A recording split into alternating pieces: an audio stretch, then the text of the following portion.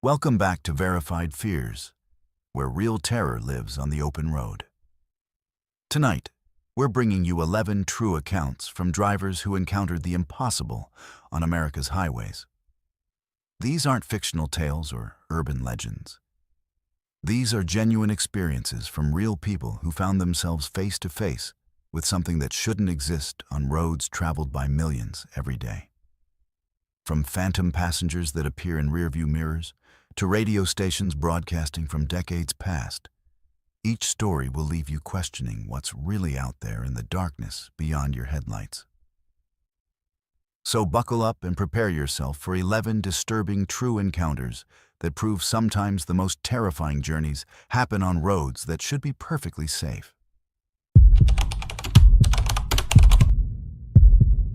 My name is Kobe, and what I'm about to tell you happened 3 years ago on a stretch of Interstate 80 that I'll never drive again, not even in broad daylight.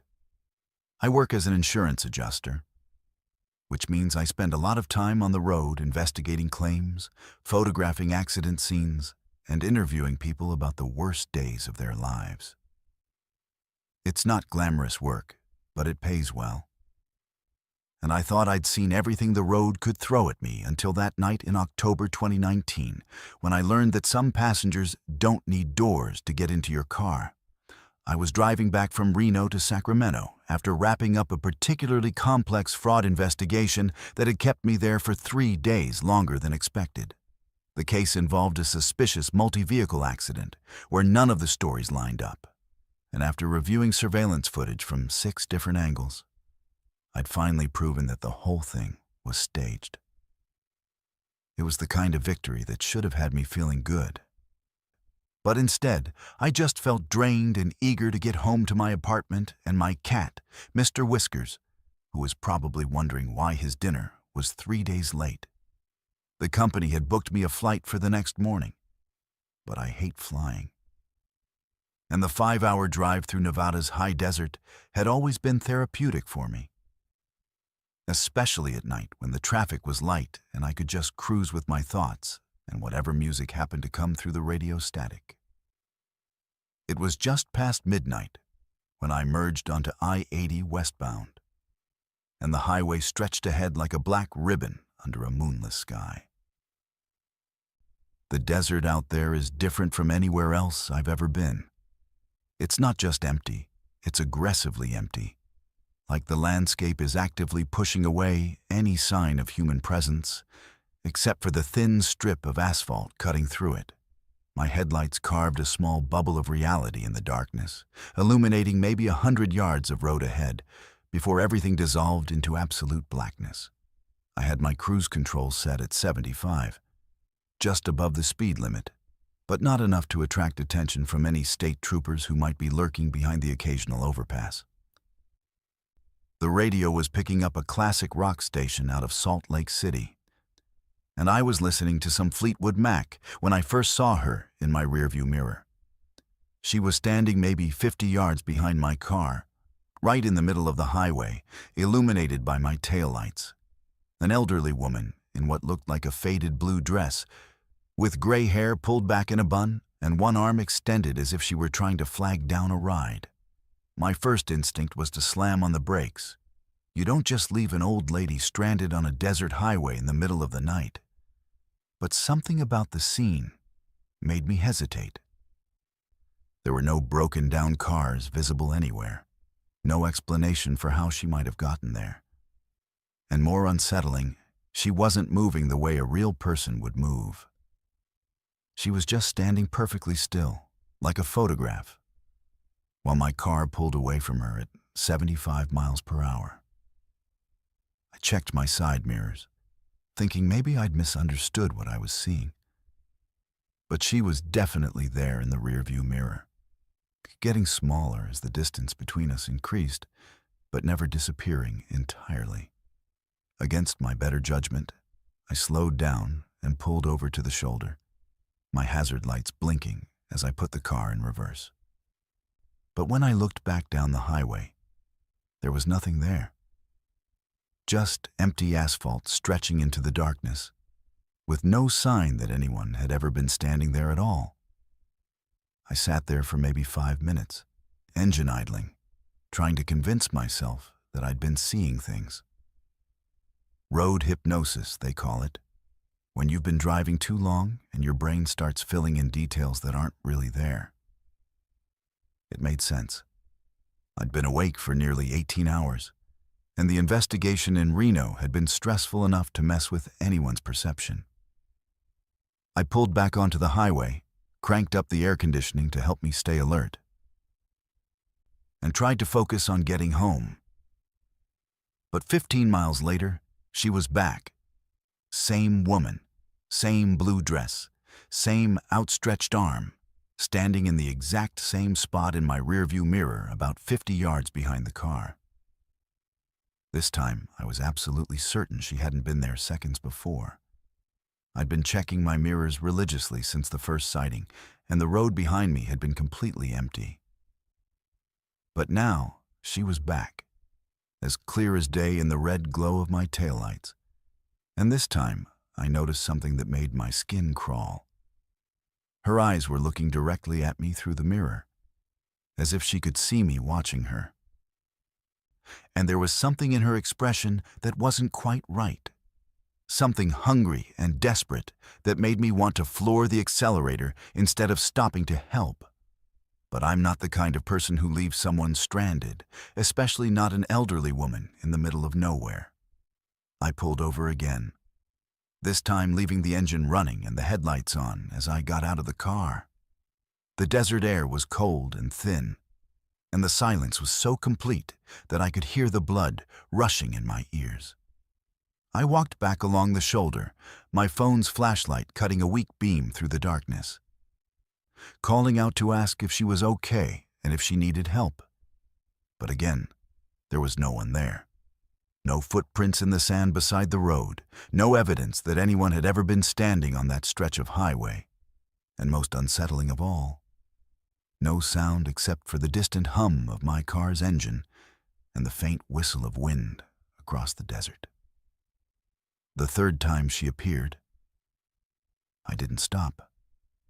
I just kept driving. Hands gripped tight on the steering wheel, trying to ignore the way she seemed to be getting closer in the mirror, despite the fact that I was maintaining a steady 75 miles per hour. By the fourth sighting, she was close enough that I could make out details that should have been impossible to see at that distance and speed. Her dress wasn't just blue.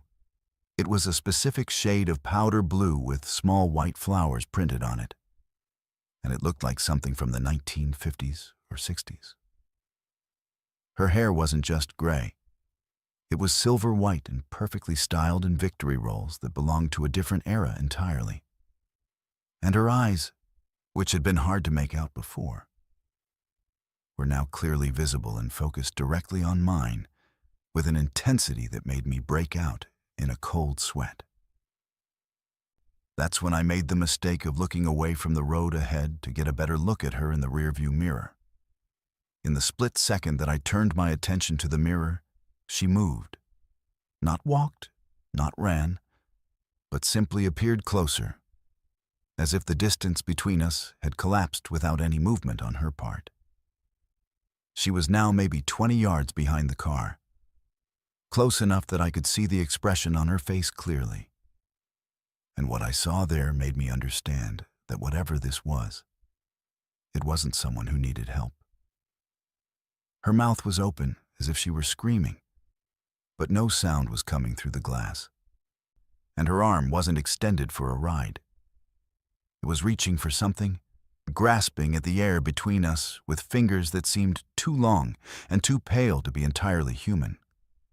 I pressed the accelerator to the floor, pushing my sedan well beyond the speed limit as the speedometer climbed past 80, then 90, then 100 miles per hour.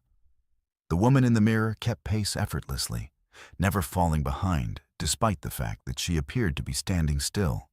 It was like she existed in a bubble of space that moved with my car, always maintaining that same 20-yard distance no matter how fast I drove. The highway began to curve as it approached the California border, and I took those curves at speeds that should have sent me spinning off into the sagebrush. but somehow the car held the road as if something else was guiding it. That's when she appeared in my passenger seat. Not gradually, not by opening a door or climbing through a window, but simply materialized in the seat beside me, like she'd been there all along. The same elderly woman from the highway, still wearing that powder blue dress with white flowers, still reaching for something with those unnaturally long fingers. But now I could smell her, a combination of old perfume and something else. Something sweet and cloying that reminded me of flowers left too long in stagnant water. She turned to look at me, and her eyes were completely black, not just the irises but the whites as well, like looking into two deep holes that went nowhere. I want to say I kept control of the car, that I handled the situation like the rational adult I usually am. But the truth is, I screamed and yanked the steering wheel hard to the right. The car lurched off the highway and onto the shoulder, kicking up a cloud of dust and gravel as I fought to bring it to a stop. When I finally got control and looked over at the passenger seat, she was gone. Just gone. Like she'd never been there at all, leaving behind only the lingering scent of old perfume and the unmistakable impression in the seat cushion where someone had been sitting. I sat there on the side of the highway for the better part of an hour, engine running, doors locked, trying to make sense of what had just happened. Eventually, I worked up the courage to continue driving. But I kept the radio turned up loud and all the windows cracked to keep the air circulating. Anything to avoid the suffocating silence that seemed to invite her back. The rest of the drive passed without incident, and by the time I reached Sacramento, the sun was beginning to rise over the Sierra Nevada mountains, turning the sky a pale orange that made the whole experience feel like a nightmare I was finally waking up from. But it wasn't over. The next day, curiosity got the better of me, and I did what any insurance investigator would do. I researched. It took some digging through old newspaper archives and state police records, but I eventually found what I was looking for. In 1967, a woman named Dorothy Henshaw had been killed in a hit-and-run accident on that exact stretch of I-80. She'd been 63 years old, traveling alone from Reno to visit her daughter in California, when her car broke down in the desert. She'd gotten out to flag down help and was struck by a passing truck whose driver never stopped. The newspaper photo showed a woman in a powder blue dress with white flowers, her silver hair styled in victory rolls that were popular in that era. The article mentioned that her body was found 20 yards from her disabled vehicle, one arm extended as if she'd been trying to signal for help when she was hit. The case was never solved, and Dorothy Henshaw was buried in a small cemetery outside Sacramento, with no one ever held accountable for her death. According to the investigation reports, several drivers had called in sightings of an elderly woman on that stretch of highway over the years, but police who responded never found anyone there. I've driven that route exactly once since then, in broad daylight with a co-worker in the passenger seat, and saw nothing unusual. But I've heard from other drivers who've had similar experiences, always at night, always alone, always involving the same elderly woman in the powder blue dress. Some say she's looking for justice. Others think she's still trying to get home to her daughter, who's probably been dead for years now herself. Me? I think she's just lost. Stuck in those final moments before the truck hit her, forever trying to flag down help that will never come. What I know for certain is that some roads hold on to their secrets, and some passengers don't need an invitation to get into your car. Dorothy Henshaw has been riding with night drivers on I-80 for over 50 years now, and I don't think she's planning to stop anytime soon. My name is Freya, and I'm a traveling nurse, which means I spend more time on highways than most people spend in their own living rooms. I've driven through every state in the continental United States, navigating by GPS through mountain passes, desert stretches, and rural back roads that don't appear on most maps. I thought I'd encountered every possible road hazard, from sudden blizzards in Colorado to flash floods in Texas. But nothing prepared me for what happened on Highway 50 through West Virginia in March 2021, when my GPS decided that mile marker 237 was the only place in the world I needed to be. I was driving from a contract in Virginia Beach to a new assignment at a rural hospital in Ohio, a route I'd planned carefully to avoid the worst of the mountain driving. My Honda Civic wasn't built for steep grades and winding roads, but the job paid well enough to justify the occasional white-knuckle drive through Appalachian terrain. The weather forecast had called for light rain, nothing that should have been a problem for someone who'd driven through everything from Gulf Coast hurricanes to Rocky Mountain snowstorms. I'd left Virginia Beach at noon, expecting to reach Ohio by late evening. But the light rain had turned into a steady downpour by the time I crossed into West Virginia, and the mountain fog was so thick that my headlights seemed to just disappear into a gray wall 20 feet in front of my car. That's when my GPS started acting strange. I'd been using the same navigation app for years, and it had never let me down, always finding the most efficient route and rerouting around traffic or construction without any problems. But as I climbed into the West Virginia mountains, the screen began flickering, showing my location jumping around randomly before settling on what appeared to be the correct position. The voice directions became choppy, cutting out mid-sentence or repeating the same instruction multiple times. I figured it was just the mountains interfering with the satellite signal. It wouldn't be the first time I'd lost GPS coverage in remote terrain, so I kept following the route as best I could, trusting that I was still heading in the right direction. The first time it rerouted me toward mile marker 237, I didn't think much of it. Highway construction is a constant reality for anyone who drives for a living, and GPS systems are usually pretty good about finding alternate routes when the main highway is blocked. The app showed a detour that would add maybe 15 minutes to my trip, taking me off Highway 50 onto what appeared to be a smaller state route that paralleled the main highway through a valley. The road was narrow and winding, cutting through dense forest that seemed to press in from both sides. But it was paved and well-maintained, clearly marked with reflective signs that showed up clearly in my headlights despite the fog and rain. But after following the detour for about 10 miles, I found myself back on Highway 50, right at mile marker 237.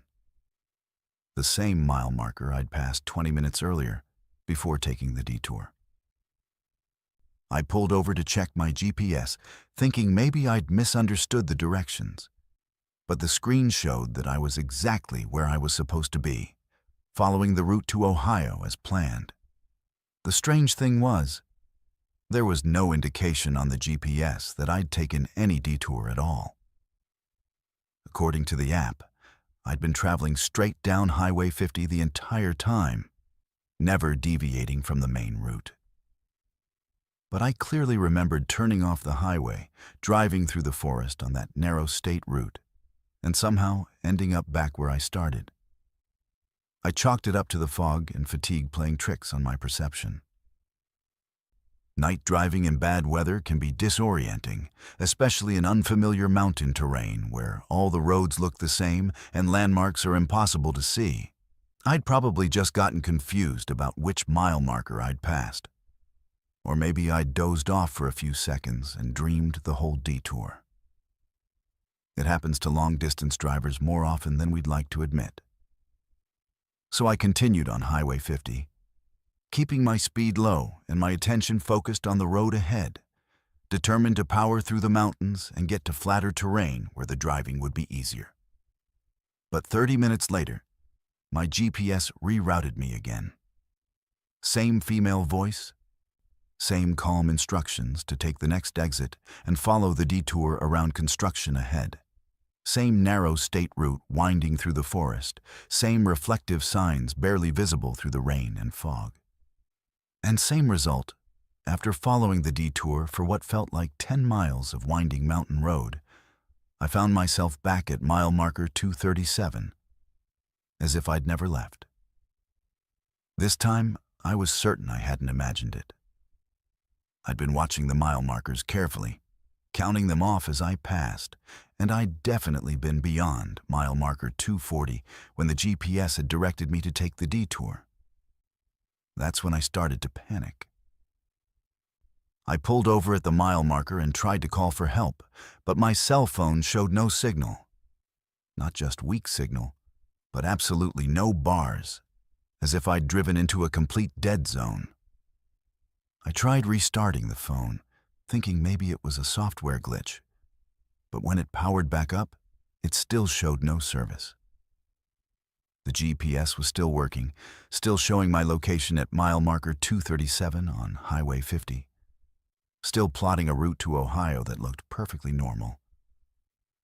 But when I zoomed out on the map to get a better view of the area, something was wrong with the display.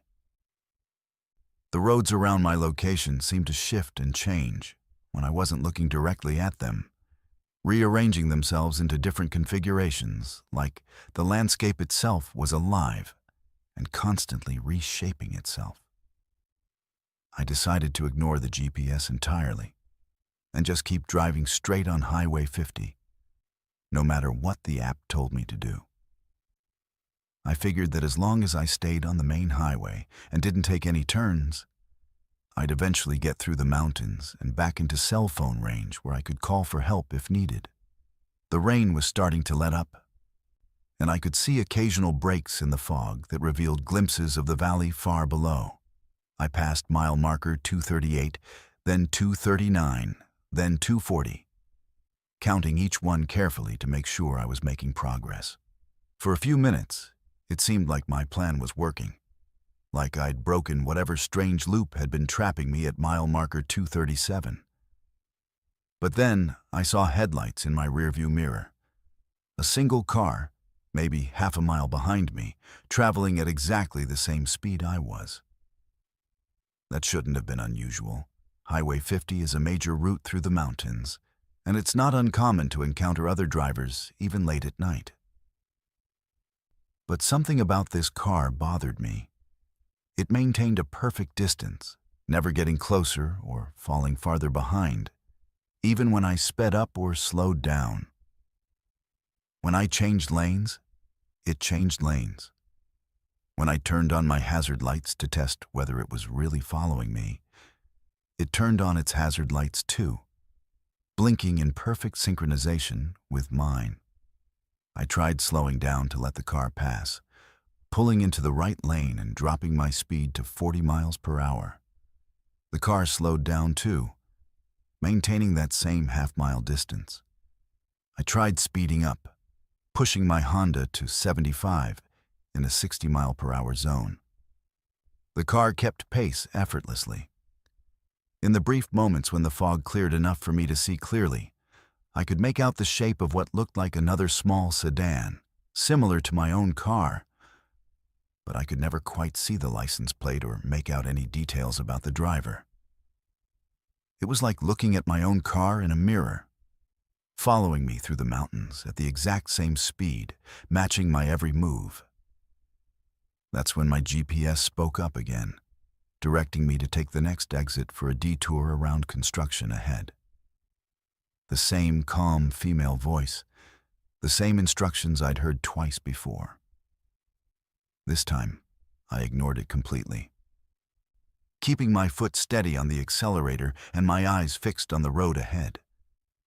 But as I approached what should have been mile marker 242, I saw the exit sign for the detour, exactly where the GPS had said it would be.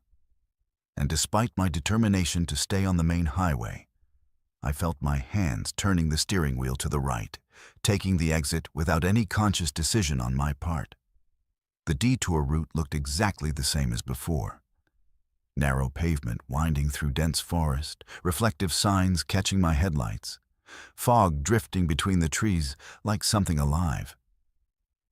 But this time, I noticed details I'd missed before. The trees on either side of the road weren't just dense, they were wrong somehow.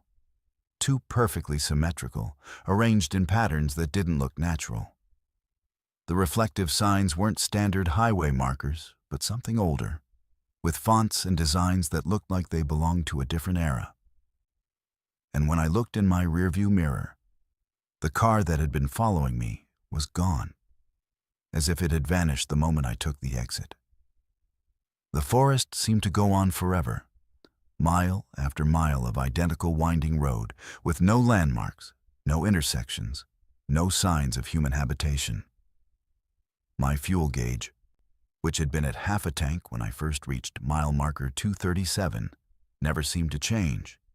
The needle stuck in the same position despite the fact that I'd been driving for what felt like hours. The clock on my dashboard had stopped at 11:47 p.m. The digits frozen, as if time itself had become stuck in this stretch of mountain road. I tried the radio, hoping to pick up a local station that might give me some idea of where I was. But all I could get was static, punctuated by brief fragments of voices speaking in languages I didn't recognize.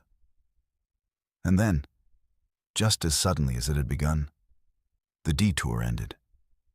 The forest opened up, the fog cleared, and I found myself back on Highway 50, right at mile marker 237. The same mile marker where this nightmare had started, with the same view of the valley below, the same curve in the road ahead. But now there were other cars stopped along the shoulder, their hazard lights blinking in the darkness. As I pulled over to join them, I could see the drivers standing beside their vehicles, looking just as confused and frightened as I felt. A middle-aged man in a pickup truck, a young woman in an SUV, an elderly couple in a minivan, all of them with the same expression of bewilderment and growing panic. The man in the pickup truck walked over to my car as I rolled down the window. "How long have you been here?" he asked, his voice shaky. I told him about the detours, about the GPS rerouting me to the same mile marker over and over again, about the car that had been following me through the forest. He nodded grimly and pointed to the other drivers. "We've all been through the same thing," he said. "Some of us have been stuck here for hours. The detour road, the forest, the GPS that won't work right. It's like we're trapped in some kind of loop. And the only place we can end up is right here at mile marker 237. We tried everything we could think of to break free from whatever was holding us there. We formed a convoy and drove together, thinking that maybe the phenomenon only affected individual cars. We tried driving in the opposite direction, back toward Virginia. But every road we took eventually led back to mile marker 237. We tried abandoning the GPS entirely and navigating by the stars, but the thick cloud cover made that impossible. We tried calling for help on our cell phones, but none of us had any signal, as if this stretch of highway existed in some kind of dead zone that cut us off from the outside world. It was nearly dawn when the loop finally broke. One moment we were standing beside our cars at mile marker 237, debating whether to try another convoy attempt. And the next moment I was alone on the highway, the other cars nowhere to be seen. My GPS was working normally again, showing a clear route to Ohio with no detours or construction delays. My cell phone had full signal strength, and when I called my supervisor to explain why I was running late, she acted like nothing unusual had happened. According to her, I'd only been out of contact for about 20 minutes, not the 6 hours I remembered spending trapped at mile marker 237. I've driven that route several times since then, always during daylight hours, and I've never seen mile marker 237 again. The mile markers on Highway 50 jumped from 236 directly to 238, as if 237 was removed from the highway system entirely. When I researched the area online, I found reports from other drivers who'd experienced similar phenomena. GPS systems that malfunction in that specific area. Detours that lead nowhere. Time distortions that leave travelers confused about how long they've been driving. The State Highway Department has no record of any construction or detours on that stretch of Highway 50, and no explanation for why so many GPS systems seem to malfunction in the same location. Some people think it's a natural phenomenon, something about the mountain geology that interferes with satellite signals and creates electromagnetic anomalies. Others believe it's something more supernatural, a kind of temporal trap that occasionally snares unwary travelers and holds them in a loop until some unknown condition is met. I don't know which explanation I prefer, but I do know that I'll never trust my GPS completely again, especially when it tries to route me around construction that might not exist on roads that might not lead anywhere except back to where I started. My name is Oakley, but everyone on the CB calls me Big Oak, and I've been running long haul for 23 years. Started when I was 22, fresh out of the Army, thinking the open road would be a good way to see the country and make decent money without anyone looking over my shoulder. I've driven through every state except Hawaii, obviously, hauled everything from furniture to livestock to hazardous materials that I'm not legally allowed to talk about. In all those years and all those miles, I thought I'd seen everything the highway could throw at me. Black ice in Montana, dust storms in Arizona, fog so thick in Oregon that you couldn't see your own hood ornament. But nothing prepared me for that night in September 2018, driving through rural Montana on Highway 287, when my CB radio started picking up distress calls from accidents that hadn't happened yet. I was hauling a load of agricultural equipment from Billings to Denver, running about 2 hours behind schedule because of a mandatory rest period that dispatch hadn't factored into the delivery time. It was one of those loads that pays well, but comes with a tight deadline, the kind of job that separates the professional drivers from the amateurs. The equipment was expensive and time-sensitive, some kind of specialized harvesting machinery that needed to be on a farm in Colorado before the morning shift started. My dispatcher had made it clear that this was a high-priority client, the kind that could make or break our company's relationship with a major agricultural supplier. The route took me through some of the most remote country in Montana, mile after mile of rolling hills and grassland broken only by the occasional ranch house or grain elevator silhouetted against the star-filled sky. It's beautiful country during the day, but at night it can feel like you're driving through absolute nothingness. Just your headlights carving a tunnel through the darkness, while the CB crackles with the voices of other drivers scattered across hundreds of miles of highway. That night the chatter was lighter than usual. A few owner-operators discussing fuel prices, a couple of company drivers complaining about their dispatchers, the usual mix of road conditions reports and general conversation that keeps long-haul drivers connected to the human race during those lonely midnight hours. It was just past 2 in the morning when I first heard Harold's voice.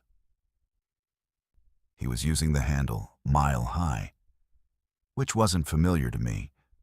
But there are thousands of drivers out there, and you can't know everyone. His transmission was crystal clear, none of the static or distortion you usually get from drivers operating at the edge of CB range. And his voice had that calm, professional tone that comes from years of experience behind the wheel. Breaker 19, this is Mile High eastbound on 287 at mile marker 158.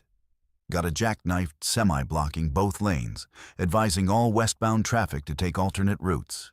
This is going to be tied up for a while. Come back. I was westbound on 287.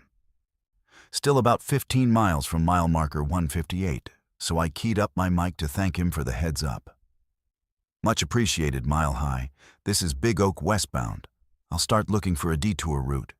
What's your 20 on emergency response? But Harold didn't respond. and when I tried raising him again a few minutes later, there was no answer. CB radio can be funny that way.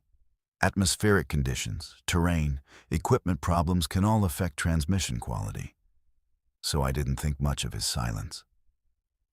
What mattered was the information about the jackknifed truck, which would save me from getting stuck in a traffic jam that could last hours. But when I reached mile marker 158, there was no accident. No jackknifed semi, no emergency vehicles, no traffic backup, nothing but empty highway stretching into the Montana darkness.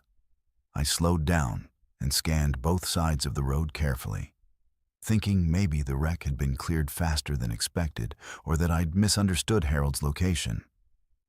But the highway was completely normal. And when I checked with other drivers on the CB, none of them reported any accidents or delays on that stretch of 287. It was like Harold's transmission had been describing some alternate version of the highway. A parallel reality where the accident existed but hadn't crossed over into the real world yet. 20 minutes later, Harold's voice crackled through my speaker again. Breaker 19, mile high eastbound on 287 at mile marker 174. Got a vehicle fire on the right shoulder, single car fully engulfed. Fire department en route, but advising all traffic to use left lane and reduce speed for emergency vehicles. Come back. This time, I was already past mile marker 174. But I pulled over and called it in to the Montana Highway Patrol, figuring that if there really was a car fire, they'd want to know about it. And the dispatcher took my information politely, but told me they hadn't received any reports of vehicle fires in that area. And when a patrol unit checked the location, they found nothing unusual. That's when I started to get concerned. 2 false reports from the same driver in less than an hour was more than just a coincidence or equipment malfunction. I tried raising Harold directly, using his mile-high handle, but got no response. Other drivers on the channel hadn't heard his transmissions at all, which was impossible given the clear, strong signal I'd been receiving. CB radio operates on specific frequencies with limited range, and for me to hear Harold so clearly, he would have had to be within about 10 or 15 miles of my position. Other drivers in that range should have heard his transmissions too, unless there was something very unusual about his radio setup. The third transmission came an hour later, just as I was passing through the small town of Three Forks. Harold's voice was as clear and professional as before. But this time, there was an urgency in his tone that hadn't been there in the previous calls.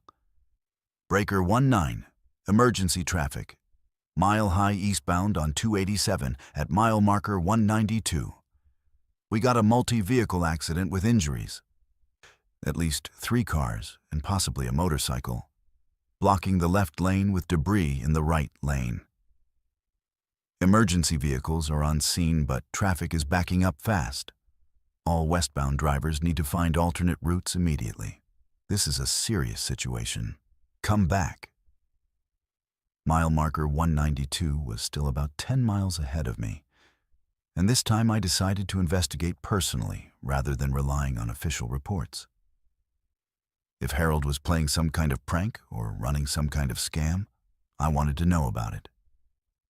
And if there really were accidents happening exactly where and when he said they would, then I was dealing with something far stranger and more unsettling than radio equipment problems. I pushed my rig a little harder than usual, keeping an eye out for any signs of emergency vehicles or unusual activity ahead. But once again, when I reached mile marker 192, there was no accident. No multi-vehicle collision, no emergency vehicles, no traffic backup, nothing but the normal flow of late-night highway traffic. I pulled over at a truck stop just past the mile marker and called the highway patrol again. But they had no reports of any accidents in that area. The dispatcher was starting to sound annoyed with my calls, and I couldn't blame her. From her perspective, I was some trucker who kept reporting accidents that didn't exist, wasting emergency resources on false alarms. That's when I decided to do some research of my own. Truck stops are good places to gather information, and the one near mile marker 192 was a popular overnight stop for drivers running the Montana-Colorado corridor. The night clerk was a friendly guy named Pete, who'd been working there for 15 years, and he knew most of the regular drivers by sight, if not by name.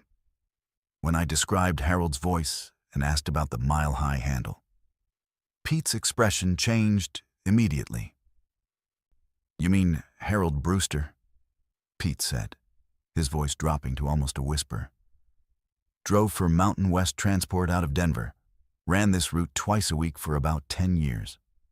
Good driver, always polite, always had time to chat about road conditions or weather. But Harold's been dead for 4 years now. Got murdered at a rest area down near Colorado Springs, some drifters looking for drug money.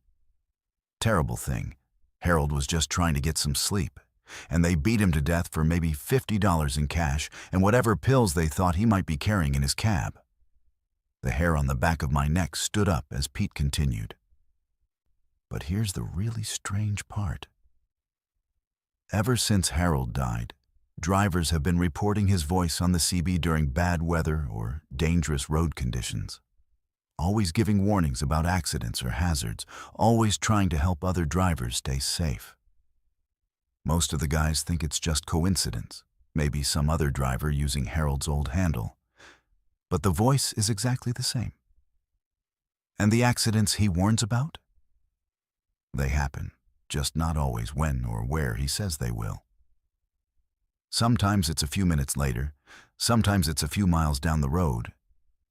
But something always happens that matches his description. I spent the next 3 hours in that truck stop, talking to drivers who'd had similar experiences with Harold's phantom CB transmissions. The stories were remarkably consistent. Clear, professional-sounding warnings about traffic hazards that didn't exist yet, but would materialize shortly afterward, always in slightly different locations or with slightly different details. A jackknifed truck at mile marker 158 became a rollover accident at mile marker 161. A vehicle fire at mile marker 174 became an engine breakdown with hazard lights at mile marker 176. A multi-vehicle collision at mile marker 192 became a drunk driver stopped in the travel lane at mile marker 195. One driver, a veteran named Carol who'd been running this route for 30 years, told me she'd started keeping a logbook of Harold's warnings and the actual incidents that followed. According to her records, the phantom transmissions were about 90% accurate in predicting some kind of highway hazard, just off by a few minutes or a few miles. "It's like he can see what's about to happen," she said. "But he's looking at it from wherever he is now, and the perspective is a little different. Time and distance don't work the same way for him as they do for us." The most unsettling part of Carol's story was what happened when she tried to respond to one of Harold's transmissions. She'd keyed up her mic and said, "Thanks for the heads up, Mile High. This is Roadrunner. Stay safe out there." Harold's voice had come back immediately, as clear as if he were sitting in the cab next to her. "You too, Roadrunner. Watch out for the black ice at mile marker 203. It's worse than it looks. And Carol, tell my wife I'm sorry I never made it home for dinner that night. She's probably still waiting." Carol had never used her real name on the CB, and she'd never told Harold about her personal life during the few conversations they'd had when he was alive. But somehow, from wherever he was broadcasting, Harold knew exactly who she was. When she reached mile marker 203 20 minutes later, she found a state patrol car with its lights flashing, warning drivers about dangerous black ice conditions that weren't visible until you were right on top of them. I left that truck stop with a new respect for the mysteries of the highway and a different understanding of what it means to watch out for your fellow drivers. Over the next 5 years, I've heard Harold's voice maybe a dozen times. Always during dangerous weather or road conditions, always trying to keep other drivers safe. Sometimes his warnings are exactly accurate. Sometimes they're close, but not quite right. But there's always something happening that matches what he's trying to tell us. The last time I heard from Harold was 3 months ago, during a blizzard in Wyoming. His transmission was weaker than usual, full of static and hard to understand. But the message was clear. Big Oak, this is Mile High. You got a fuel leak under your trailer. Better pull over and check it before you lose your load, or worse, stay safe out there. Partner. I found a truck stop 10 miles later and discovered a small puncture in one of my fuel lines, probably caused by road debris kicked up by the wind. If I hadn't stopped to fix it, I might have run out of fuel in the middle of nowhere, or worse, the leak might have caused a fire. I don't know how Harold does it, or why he's still out there watching over drivers 4 years after his death. Maybe some bonds are stronger than whatever separates the living from the dead. Maybe the highway itself holds on to the voices of drivers who spent their lives keeping others safe. Or maybe Harold just can't let go of the road that was his life for so many years. And death is just another kind of breakdown that won't keep him from doing his job. All I know is that when I hear Mile High's voice crackling through my CB speaker, I pay attention. Because Harold Brewster is still looking out for his fellow drivers, even from whatever distant mile marker he's broadcasting from now. My name is Piper, and I work in marketing for a tech company based in Boston. Which means I spend a lot of time traveling to client meetings throughout New England. I'm used to late nights, tight deadlines, and the kind of high-pressure presentations that can make or break million-dollar contracts. What I'm not used to is finding highway exits that shouldn't exist, leading to towns that time forgot, populated by people who seem to think Eisenhower is still president. But that's exactly what happened to me on a rainy October night in 2020, when I took exit 13 off Interstate 495 and drove straight into 1953.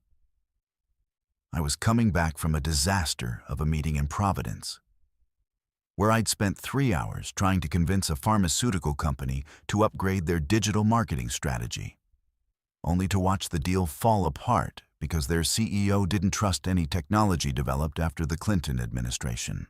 It was the kind of meeting that makes you question your career choices, especially when you're driving home at 11 p.m. in a rental car with a GPS that keeps losing signal every time you pass under an overpass. The company had booked me a hotel room in Providence, but I hate staying in unfamiliar places when I'm stressed, and my apartment in Cambridge was only an hour away, if traffic cooperated. The rain had started just as I merged onto I-495 North, turning from a light drizzle into a steady downpour that made the highway reflectors blur into long streams of white and yellow light. My windshield wipers were working overtime, and the defroster was barely keeping up with the condensation building up on the inside of the windows. It's the kind of weather that makes you want to slow down and find somewhere safe to wait it out. 6oFT9mWe9h8we2rtytrtb. But I had an 8 a.m. meeting the next morning with a client who'd made it clear that punctuality was more important to him than politeness or preparedness. I was about 20 miles from my usual exit when I saw the sign for exit 13. It was one of those green highway signs with white lettering. Perfectly normal, except for the fact that I'd never noticed it before despite driving this route at least twice a month for the past 3 years. The exit was marked for Millfield, which wasn't a name I recognized, though there are dozens of small towns scattered throughout Massachusetts that I'd never had reason to visit. What caught my attention was the condition of the sign. It looked brand new, like it had been installed yesterday, with none of the weathering or fading that you'd expect to see on highway infrastructure that's been exposed to New England winters for years. I wasn't planning to take the exit, but as I approached the off-ramp, my GPS suddenly announced that there was an accident ahead on I-495 and that I should take exit 13 to avoid delays. The screen showed a red line indicating heavy traffic for the next 10 miles, which would add at least 40 minutes to my drive home. Taking the detour would only add 15 minutes according to the GPS, routing me through local roads before reconnecting with the interstate further north. It seemed like a reasonable trade-off, especially since I was already running later than I'd planned. The exit ramp curved to the right, leading down into what appeared to be a typical New England valley, with dense forest on both sides and a two-lane road that looked like it had been recently repaved. But as I descended into the valley, I noticed that the streetlights weren't the modern LED fixtures you see everywhere now, but older-style lights with that warm yellow glow that reminds you of old movies. The road signs were different too. Instead of the modern green signs with white lettering, these were black with white text in a font that looked distinctly vintage, like something from the 1950s. The first building I saw was a gas station, and that's when I knew something was seriously wrong. It wasn't just old-fashioned, it was authentically vintage. A white building with red trim, big plate glass windows, and two gas pumps with the old-style glass globes on top that lit up with the company logo. The signs advertised gasoline for 29 cents per gallon, which would have been expensive even in 1953. And there was a banner stretched across the front of the building announcing, "New Premium Ethyl Gasoline." The parking area was filled with cars that belonged in a museum. A powder blue 1951 Chevrolet Bel Air, a cream-colored 1949 Buick Roadmaster, a black 1953 Ford pickup truck with white-wall tires and chrome bumpers that gleamed under the vintage streetlights. My rational mind immediately started looking for logical explanations. Maybe Millfield was one of those tourist towns that capitalize on nostalgia, where the local businesses dress up their storefronts to look like the 1950s and classic car enthusiasts gather for weekend shows. It wouldn't be the first time I'd stumbled across a themed community during my travels through New England, where Revolutionary War reenactments and colonial festivals are as common as Dunkin' Donuts stores. The attention to detail was impressive. Even the fire hydrants were painted to look vintage, and the telephone poles carried old-style glass insulators instead of modern ceramic ones. But as I drove deeper into Millfield's downtown area, the illusion became too complete to be just a tourist attraction. The buildings weren't just decorated to look vintage, they were authentically period-appropriate down to the smallest details. The movie theater was showing From Here to Eternity and Roman Holiday, movies that had been released in 1953, with ticket prices listed as 60 cents for adults and 25 cents for children. The clothing store windows displayed dresses with the full skirts and narrow waists that were fashionable in the early 50s.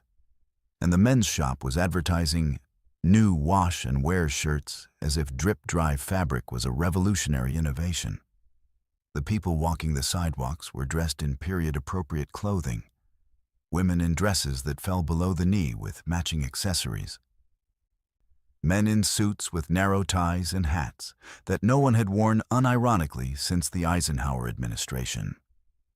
Their hair was styled in victory rolls and slicked back parts that belonged to a different era entirely. But they weren't acting like costumed performers or weekend hobbyists. They were just going about their business, chatting with neighbors, window shopping, and behaving like normal people who happened to be living in 1953. I pulled into the parking lot of a diner called Mel's, partly because I was genuinely hungry, and partly because I wanted to test how committed this community was to their 1950s theme.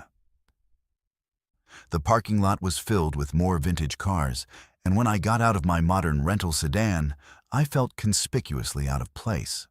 My business suit might have passed for professional attire in any decade, but my smartphone, my modern hairstyle, and my general demeanor clearly marked me as someone who didn't belong in this carefully preserved slice of the past. The inside of the diner was a masterpiece of 1950s design. Red vinyl booths, black and white checkered floor tiles, a long counter with chrome stools, and a jukebox in the corner playing Patti Page singing, "How Much Is That Doggy in the Window?" The waitress who seated me was wearing a pink uniform with a white apron and a name tag that said Betty. And she spoke with the kind of cheerful, professional courtesy that seemed genuine rather than performed for the benefit of tourists.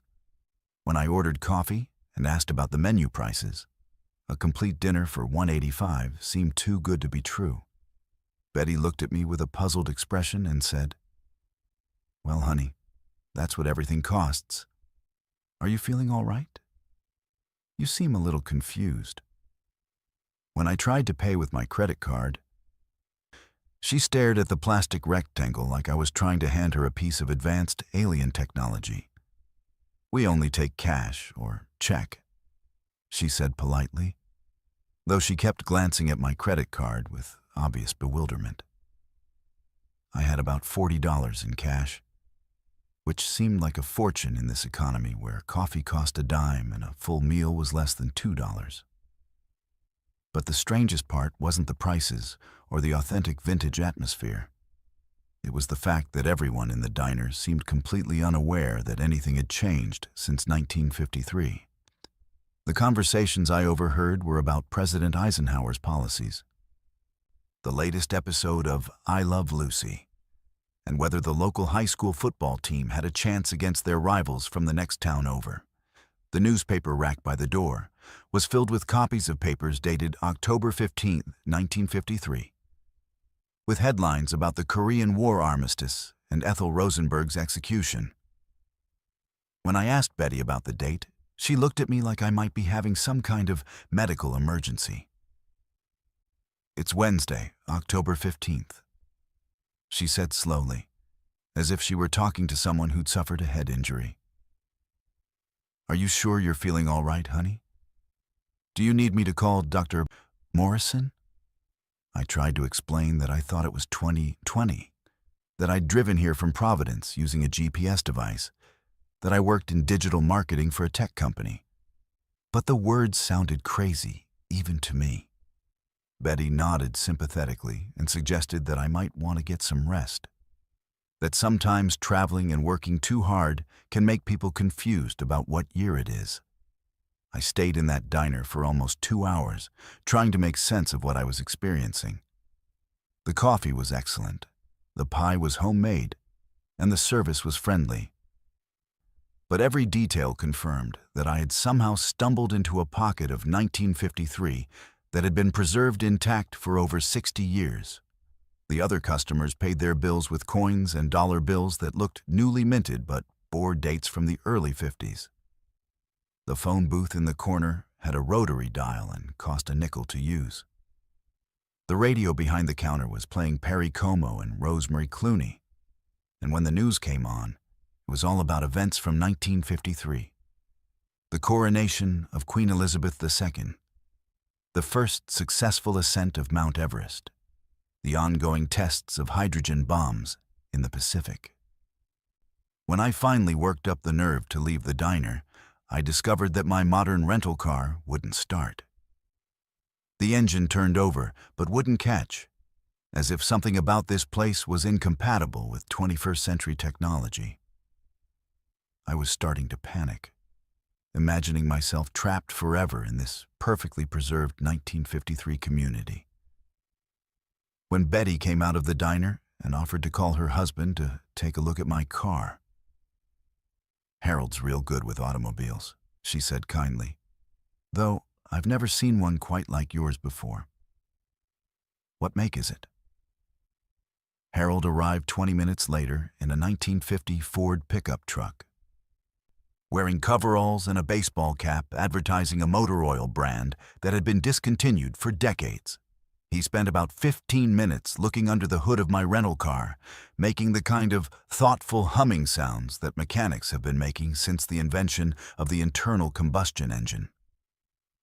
Finally, he straightened up and wiped his hands on a rag. "Well, miss," he said, "I can't rightly figure out what's wrong with this engine. It's got parts I don't recognize and wiring that doesn't make sense to me. Best I can tell you is to try starting it again in the morning. Sometimes these things just need to sit for a while." But I couldn't wait until morning. I had that 8 a.m. meeting, and more importantly, I was starting to feel like this place was trying to keep me here. That if I stayed too long, I might become part of the 1953 population permanently. I tried starting the car again, and this time the engine caught on the first try, settling into the familiar idle of a modern automobile. Harold looked surprised and pleased, as if he'd somehow fixed the problem through the power of positive thinking. I thanked him and Betty for their help, paid for my dinner with money that felt like play money in that economy, and drove back toward what I hoped was still the 21st century. The exit back to I-495 was exactly where I expected it to be, marked with the same vintage-style signs that had guided me into Millfield. But as I climbed the ramp back to the interstate, I could see the town shrinking in my rearview mirror. The warm, yellow streetlights growing dimmer until they disappeared entirely into the darkness. When I reached the top of the ramp and merged back onto I-495, my GPS immediately announced that the traffic delay had been cleared and that I should continue north to my original exit. The next morning, I tried to find Millfield on Google Maps, but there was no town by that name anywhere near exit 13 on I-495. In fact, according to the Massachusetts Highway Department, there is no exit 13 on that stretch of interstate. The exits jump from 12 to 14, skipping 13 entirely. When I called the Highway Department to ask about it, they told me that exit 13 was planned during the original construction in the 1960s, but was canceled due to environmental concerns and budget constraints. The land where it would have been built was eventually turned into a state forest preserve. I've driven that same route dozens of times since then, always looking for exit 13, but I've never seen it again. Sometimes, late at night when it's raining and I'm tired from a long day of meetings, I think I catch a glimpse of those vintage streetlights in my peripheral vision, or I hear what sounds like Perry Como coming through the static on the radio. But when I look directly at the spot where exit 13 should be, there's nothing there but trees and darkness and the normal flow of modern traffic heading home through the Massachusetts night. My name is Daxton, and I'm a mechanic by trade. But my real passion is cars. Building them, racing them, and pushing them to their limits on empty stretches of highway, where the speed limit is more of a suggestion than a law. I've been modifying vehicles since I was 16, turning ordinary cars into extraordinary machines that can outrun most of what Detroit puts on the showroom floor. So when I tell you that I encountered 3 identical black SUVs on Highway 191 through the Utah desert that moved with a precision no human driver could achieve, you'll understand that I know the difference between advanced driving and something that defies the laws of physics entirely. It was September 2017, and I was driving my latest project from Salt Lake City to Denver, a 1967 Mustang Fastback that I'd spent 3 years rebuilding from the ground up. The engine was a custom-built 427 Windsor with a supercharger that could push out over 600 horsepower, backed by a 6-speed manual transmission that I'd adapted from a modern sports car. The suspension was completely reworked with adjustable coilovers, and the brakes were upgraded with racing spec components that could stop the car from 100 miles per hour in less distance than most modern vehicles could manage from 60. It wasn't just a restoration, it was a complete reimagining of what a classic muscle car could be with modern engineering and unlimited attention to detail. I'd chosen Highway 191 because it's one of those roads that car enthusiasts dream about. Long, straight stretches through desert landscape with minimal traffic and excellent visibility for miles in every direction. The speed limit was 80 miles per hour, but the road was designed for much higher speeds. And on a Tuesday afternoon in the middle of nowhere, there was no reason not to test what 3 years of work had produced. The Mustang ran like a dream, the supercharger whining softly as I pushed the car through its gears, the engine note echoing off the canyon walls that rose on both sides of the highway. I was cruising at a comfortable 95 miles per hour, enjoying the way the car handled the gentle curves and elevation changes, when I first noticed them in my rearview mirror. 3 black SUVs, identical in every detail I could make out, traveling in a perfect triangular formation about a quarter mile behind me. They matched my speed exactly, maintaining that precise distance and formation as if they were connected by invisible cables. At first, I assumed it was some kind of government convoy or corporate security detail. The vehicles looked expensive and professional, the kind of black Suburbans or Escalades that federal agencies use for transporting officials through remote areas. But as the miles passed, their behavior became increasingly unnatural. When I sped up to test my car's acceleration, pushing it to 110 miles per hour, they accelerated smoothly to match my speed, never falling behind or getting closer. When I slowed down to 75 to see if they would pass, they slowed down too, maintaining that same quarter-mile distance with mechanical precision. Most unsettling was their formation. The lead vehicle stayed centered in my lane behind me, while the other 2 maintained perfect positions in the left and right lanes, creating an equilateral triangle that never varied despite the curves and elevation changes in the highway. I've done enough track driving and autocross events to recognize skilled driving when I see it. And this was beyond skill. This was the kind of precision you'd expect from computer-controlled vehicles.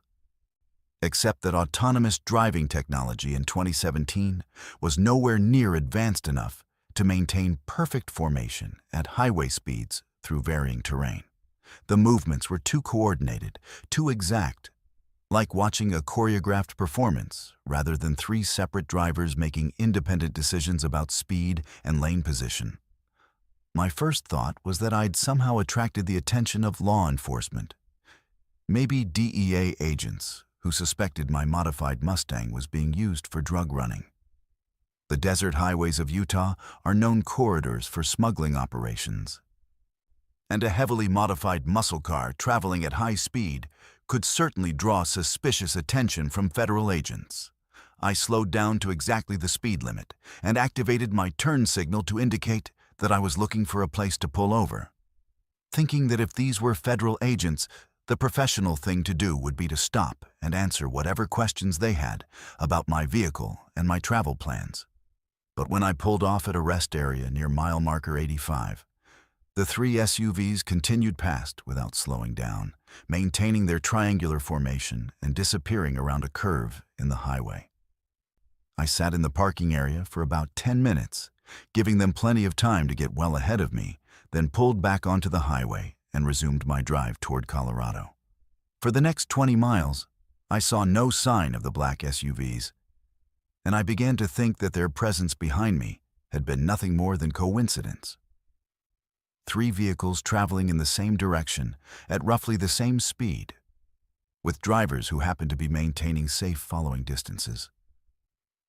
But then they were back, not gradually approaching from behind or catching up after I'd passed them, but simply there in my rearview mirror, maintaining that same quarter-mile distance in the same perfect triangular formation. It was like they had materialized out of thin air, resuming their pursuit without any transition or approach phase. I checked my speedometer to make sure I wasn't going faster than I thought. I was doing exactly 80 miles per hour, right at the speed limit.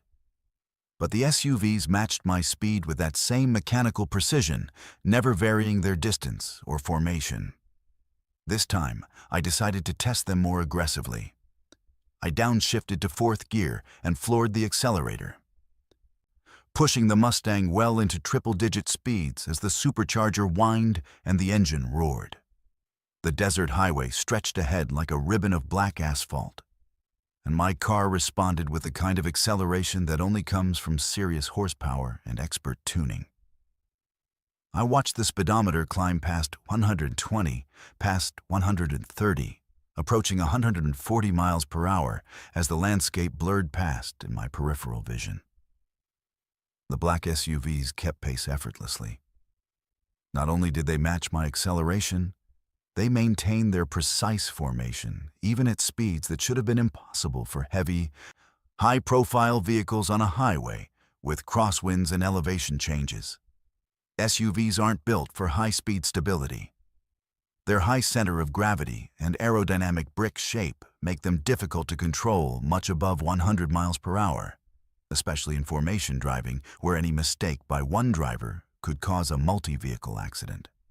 But these three vehicles moved like they were on rails, unaffected by physics or aerodynamics or any of the factors that normally limit vehicle performance. I tried every evasive maneuver I could think of. Sudden lane changes, rapid acceleration and deceleration, taking exit ramps at the last second, and then immediately getting back on the highway. The SUVs matched every move with perfect timing and coordination, never breaking formation, never falling behind, never getting close enough for me to make out details about the drivers or license plates. It was like being followed by remote-controlled vehicles operated by someone with perfect information about my intentions and perfect control over their responses. The most unnerving part was the absolute silence. My Mustang was loud. The exhaust note was designed to announce the car's presence from a mile away.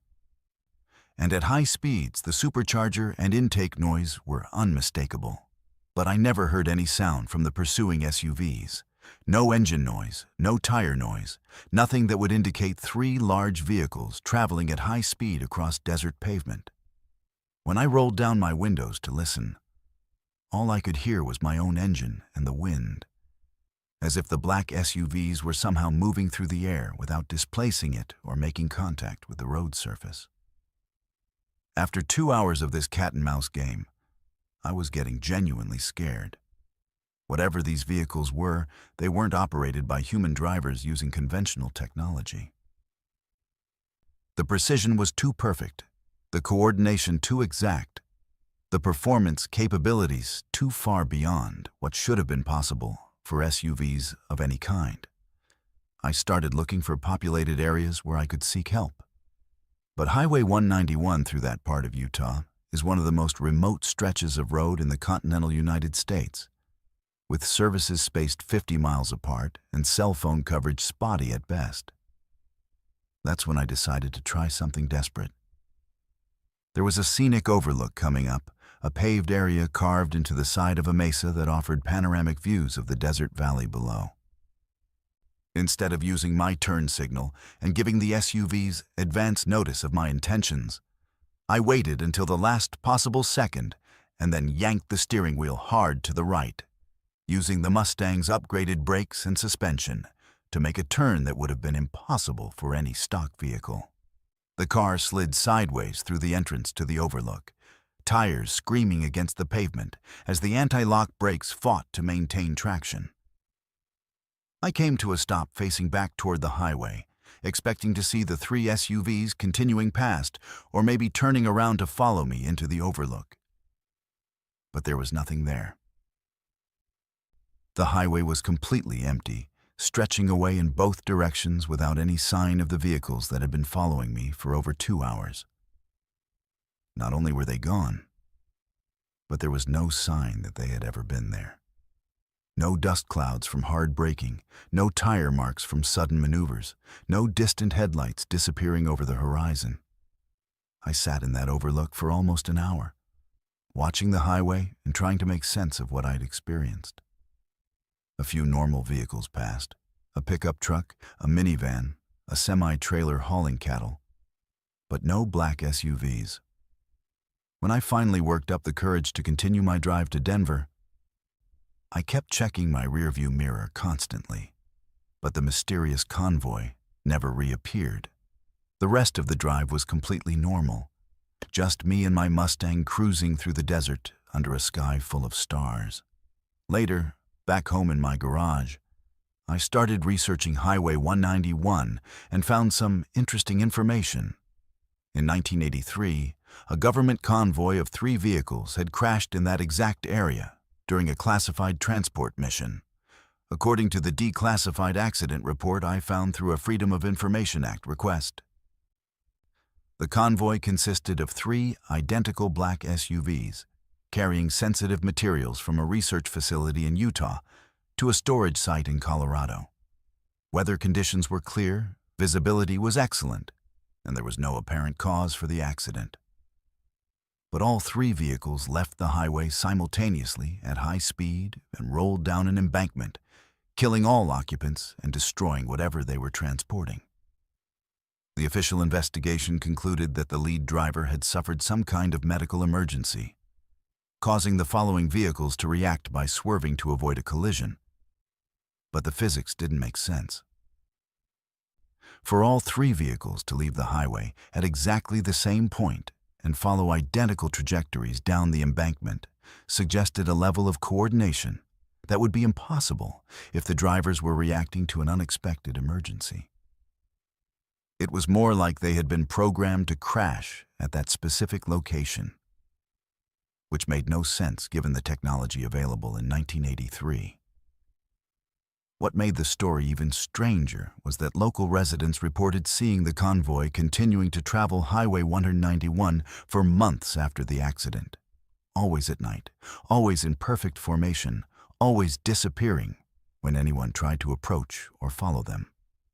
The sightings became so frequent that the State Highway Patrol investigated, but they never found any evidence of the phantom vehicles.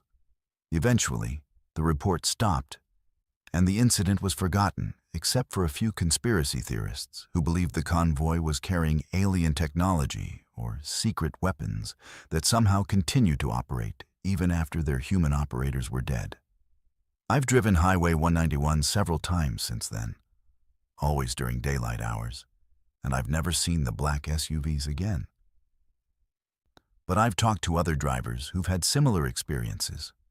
3 identical vehicles following them through the desert with inhuman precision, matching their every move until they reached the exact spot where the original convoy crashed, then vanishing without explanation. Some think it's a residual haunting, the echo of a tragedy playing out over and over again. Others believe it's some kind of experimental military technology that became autonomous after the crash, continuing to patrol the highway according to its original programming. I think those 3 SUVs are still out there, following orders from 1983, carrying out a mission that ended 40 years ago, but somehow continues in a loop that death couldn't break. And sometimes, when conditions are right and a driver catches their attention, they resume their formation and follow, maintaining perfect distance and coordination until they reach the place where their original mission ended, in twisted metal and classified secrets scattered across the Utah desert. My name is Valeria, and I'm a real estate agent in Charlotte, North Carolina, which means I spend a lot of time driving mountain highways to show properties in remote locations that wealthy clients want for weekend retreats or retirement homes. I've been selling real estate for 18 years, and I pride myself on my professionalism, my punctuality, and my ability to handle any situation that might arise during a showing or negotiation. What I'm not prepared for is supernatural intervention on dark mountain roads.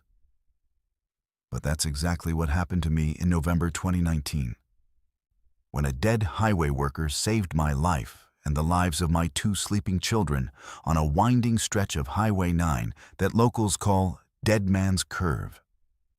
It was a Thursday night, and I was driving home from a disaster of a showing in the mountains near Black Mountain. The clients were from New York, looking for a rustic mountain retreat, but expecting Manhattan amenities at rural prices. After 4 hours of showing them properties that were either too primitive or too expensive, they decided that North Carolina wasn't what they were looking for after all, leaving me with wasted time, wasted gas, and the frustrating realization that some people have no realistic understanding of what their budget can actually buy in the mountains. My kids were with me because it was parent-teacher conference day at their school, and I hadn't been able to arrange childcare on short notice. Emma was 7 and Marcus was 9, both exhausted from a long day of waiting in real estate offices while their mom tried to make a living. They'd fallen asleep in the back of my minivan before we even left the mountain property, curled up under the blankets I always kept in the car for situations like this. The drive home normally took about an hour and a half, mostly on winding mountain highways that required careful attention even during the day. But this wasn't a normal night. A cold front was moving through the region, bringing freezing rain that turned the mountain roads into skating rinks.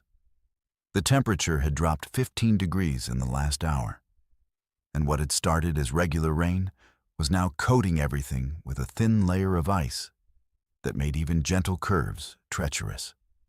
I was driving well below the speed limit, following the reflective lane markers that were the only things visible through the freezing rain. When I reached the section of Highway 9 that's notorious for accidents. Dead Man's Curve isn't the official name. The highway department calls it the S-curves at mile marker 47. But everyone who lives in the area knows what you mean when you use the local terminology. It's a series of sharp turns that wind around the side of a mountain, with a steep drop-off on one side and a rock wall on the other. The curves are banked wrong for the speed limit, and there's no shoulder to speak of. Just a guardrail that's been rebuilt so many times, it looks like a patchwork quilt of different metals and mounting systems. On a clear day with dry pavement, it requires careful attention from experienced mountain drivers. On a night with freezing rain and near zero visibility, it becomes a death trap that claims several lives every year. I was approaching the first curve, doing maybe 25 miles per hour in a 35 zone, when I saw the figure standing in the road ahead. At first, I thought it was just a trick of the light, the way headlights and rain and fog can create shapes that aren't really there. But as I got closer, I could see it was definitely a person. A man in an orange reflective vest and hard hat, holding what looked like a stop sign on a long pole. He was positioned right in the center of my lane, clearly indicating that I should come to a complete stop, which seemed strange because there was no construction equipment visible and no signs of any road work in progress. I came to a stop about 20 feet in front of him, rolling down my window despite the freezing rain to ask what was going on. "Is there an accident ahead?" I called out, but he didn't respond. He just stood there holding the stop sign, as still as a statue, while the freezing rain bounced off his reflective vest without seeming to affect him at all. After sitting there for maybe 3 minutes, wondering if he was waiting for some kind of signal from other workers, I tried again. "Sir, is the road blocked? How long do I need to wait?" That's when he began to move, stepping to the side of the road and waving his arm in a proceed slowly gesture that any driver would recognize as a signal to continue forward but remain cautious. I thanked him through my open window, though I'm not sure he could hear me over the sound of the freezing rain hitting the pavement, and began to ease forward into the first curve. But as soon as I started moving, he reappeared in my headlights, this time further ahead, again holding the stop sign and blocking my path. This pattern continued for the next 10 minutes. He would stop me, make me wait, then wave me forward to the next curve, where he would appear again as if he were somehow moving ahead of my vehicle faster than I was driving. At first, I assumed he was part of a road crew working to keep the highway safe during the ice storm, maybe positioning himself at each dangerous curve to control traffic and prevent accidents. It made sense. Highway 9 through that area is maintained by the county, and they have crews that work around the clock during severe weather events to keep the roads passable and respond to emergencies. The man's equipment looked professional. His reflective vest and hard hat were regulation safety gear, and his hand signals were textbook perfect, exactly what you'd expect from an experienced highway worker who'd spent years directing traffic around construction zones and accident scenes. But there were details that didn't make sense. I never saw any county vehicles, no maintenance trucks or snow plows or any of the equipment that road crews use during ice storms. There were no flares or cones or temporary signs indicating that road work was in progress. Most importantly, the man never seemed to get wet despite the freezing rain that was coating my windshield faster than the wipers could clear it. His reflective vest remained perfectly clean and bright, and he moved with the kind of steady, unhurried precision that seemed unnatural for someone working in dangerous weather conditions on a treacherous mountain road. The strangest part was his timing. Each time he stopped me, it was just before a curve where the ice was particularly bad, where the combination of the banking and the slope and the weather conditions created a perfect storm of factors that could send a vehicle sliding off the road and down the mountainside. And each time he let me proceed. It was after giving me just enough time to let my speed drop to almost nothing, ensuring that I would navigate the curve safely, even with minimal traction. It was like he had perfect knowledge of exactly where the road was most dangerous, and exactly how long I needed to wait for conditions to improve just enough to make it through safely. After about 20 minutes of this stop-and-go progress through Dead Man's Curve, I finally reached the straight section on the other side where the road leveled out and the ice wasn't as much of a problem. I expected to see the highway worker one more time, maybe to thank him for his help and ask about road conditions ahead. But when I looked for him in my rearview mirror, he was nowhere to be seen. The entire stretch of road behind me was empty, with no sign of the man who had just spent 20 minutes guiding me through the most dangerous part of my drive home. I didn't think much about it at the time. I was focused on getting my sleeping children home safely, and I assumed the worker had simply returned to his vehicle or moved on to help other drivers who might be struggling with the ice storm. It wasn't until the next morning, when I was reading the local news online, that I learned the full story of what had happened on Highway 9 the night before. According to the Charlotte Observer, there had been no county road crews working on Highway 9 during the ice storm. The weather had been too severe for safe operation of maintenance equipment, and all non-emergency road work had been suspended until conditions improved. More disturbing was the report of what had happened to other drivers who had attempted to navigate Dead Man's Curve around the same time I had. 3 vehicles had slid off the road in the early hours of the morning, including a pickup truck that had gone over the guardrail and rolled down the mountainside, killing the driver instantly. A state trooper quoted in the article said that the ice conditions were the worst he'd seen in 20 years, and that anyone who had successfully navigated that section of highway during the storm had been extremely lucky or extremely careful. But I knew it hadn't been luck that got me through safely.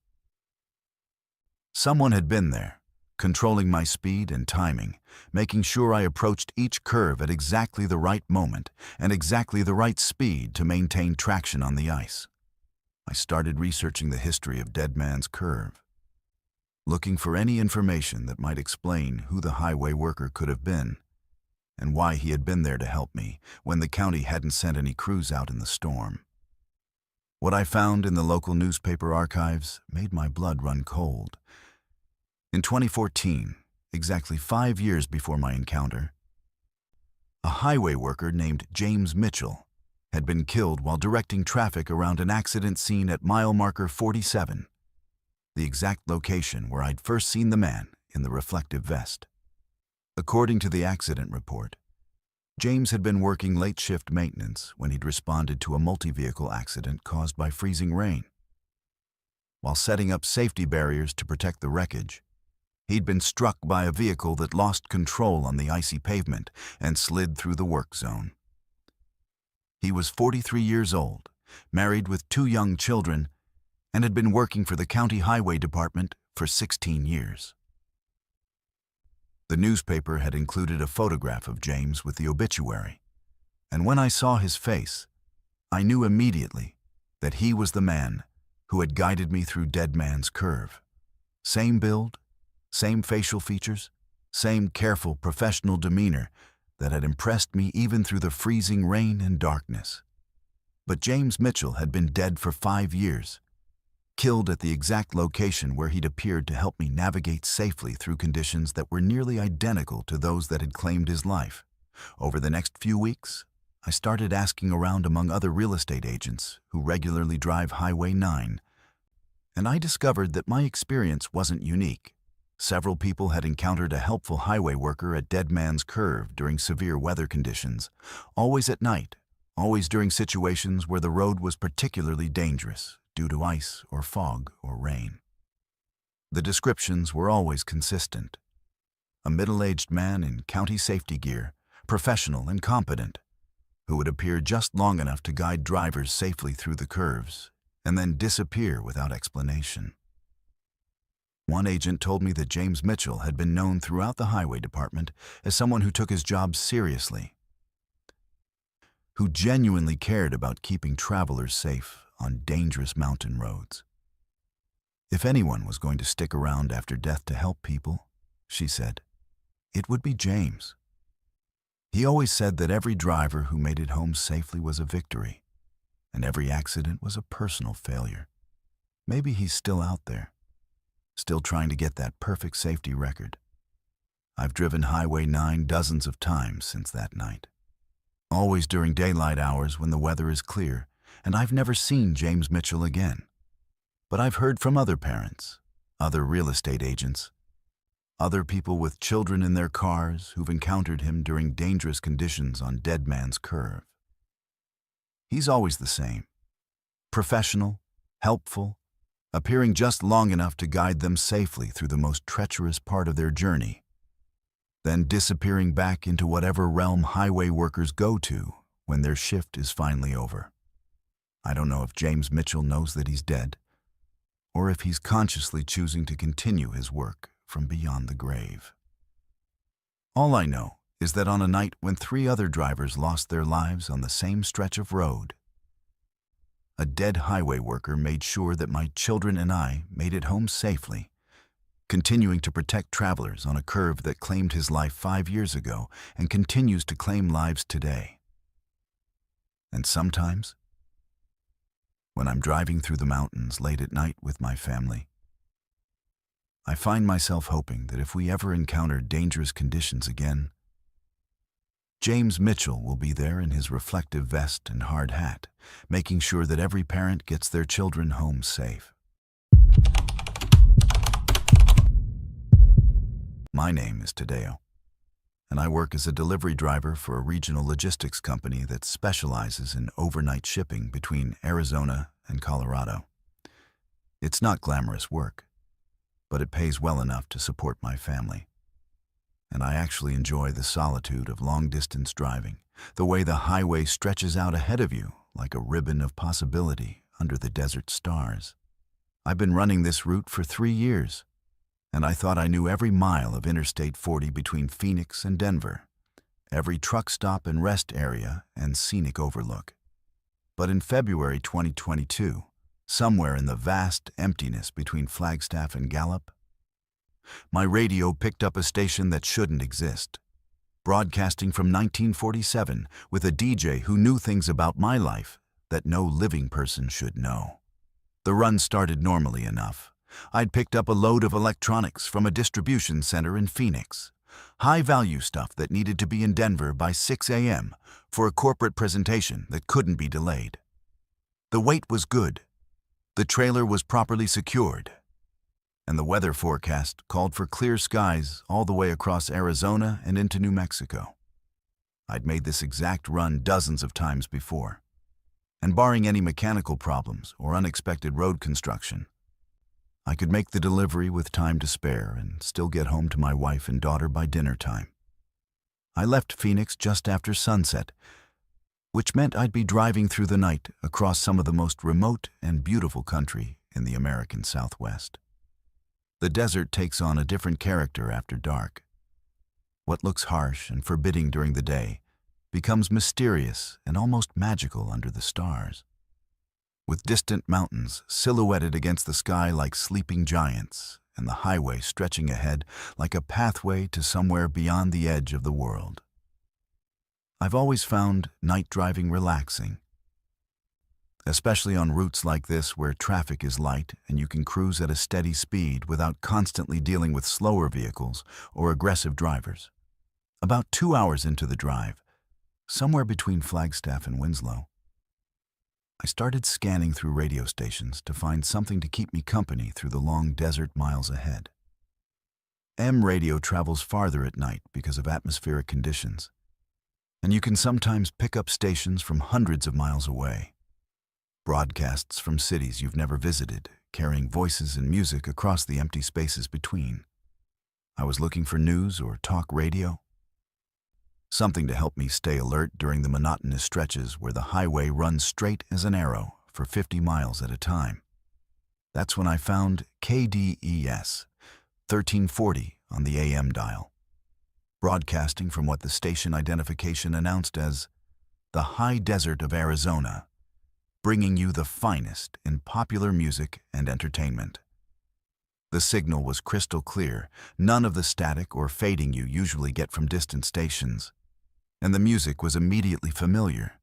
Big band jazz from the 1940s, the kind of swing music my grandfather used to play when I was a kid. Glenn Miller, Tommy Dorsey, Benny Goodman, all the giants of the swing era, playing their most famous arrangements with that warm, rich sound that only comes from analog recording equipment and musicians who learned their craft in the dance halls and ballrooms of the war years.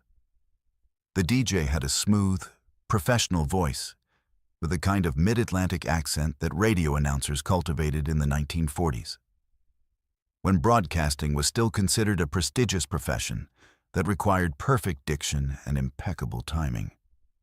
He called himself Johnny Midnight, and he spoke between songs with the easy confidence of someone who'd been working in radio for years, sharing bits of music history and gentle humor that felt genuine rather than scripted. That was Glenn Miller and his orchestra with Moonlight Serenade, recorded live at the Glen Island Casino back in 1939, he said after one song ended. Hard to believe that was 8 years ago now, but time has a way of slipping past when you're not paying attention. 8 years ago from 1939 would put the broadcast in 1947, which seemed like an odd way for a modern DJ to frame a historical recording. But I figured it was just part of the station's vintage theme.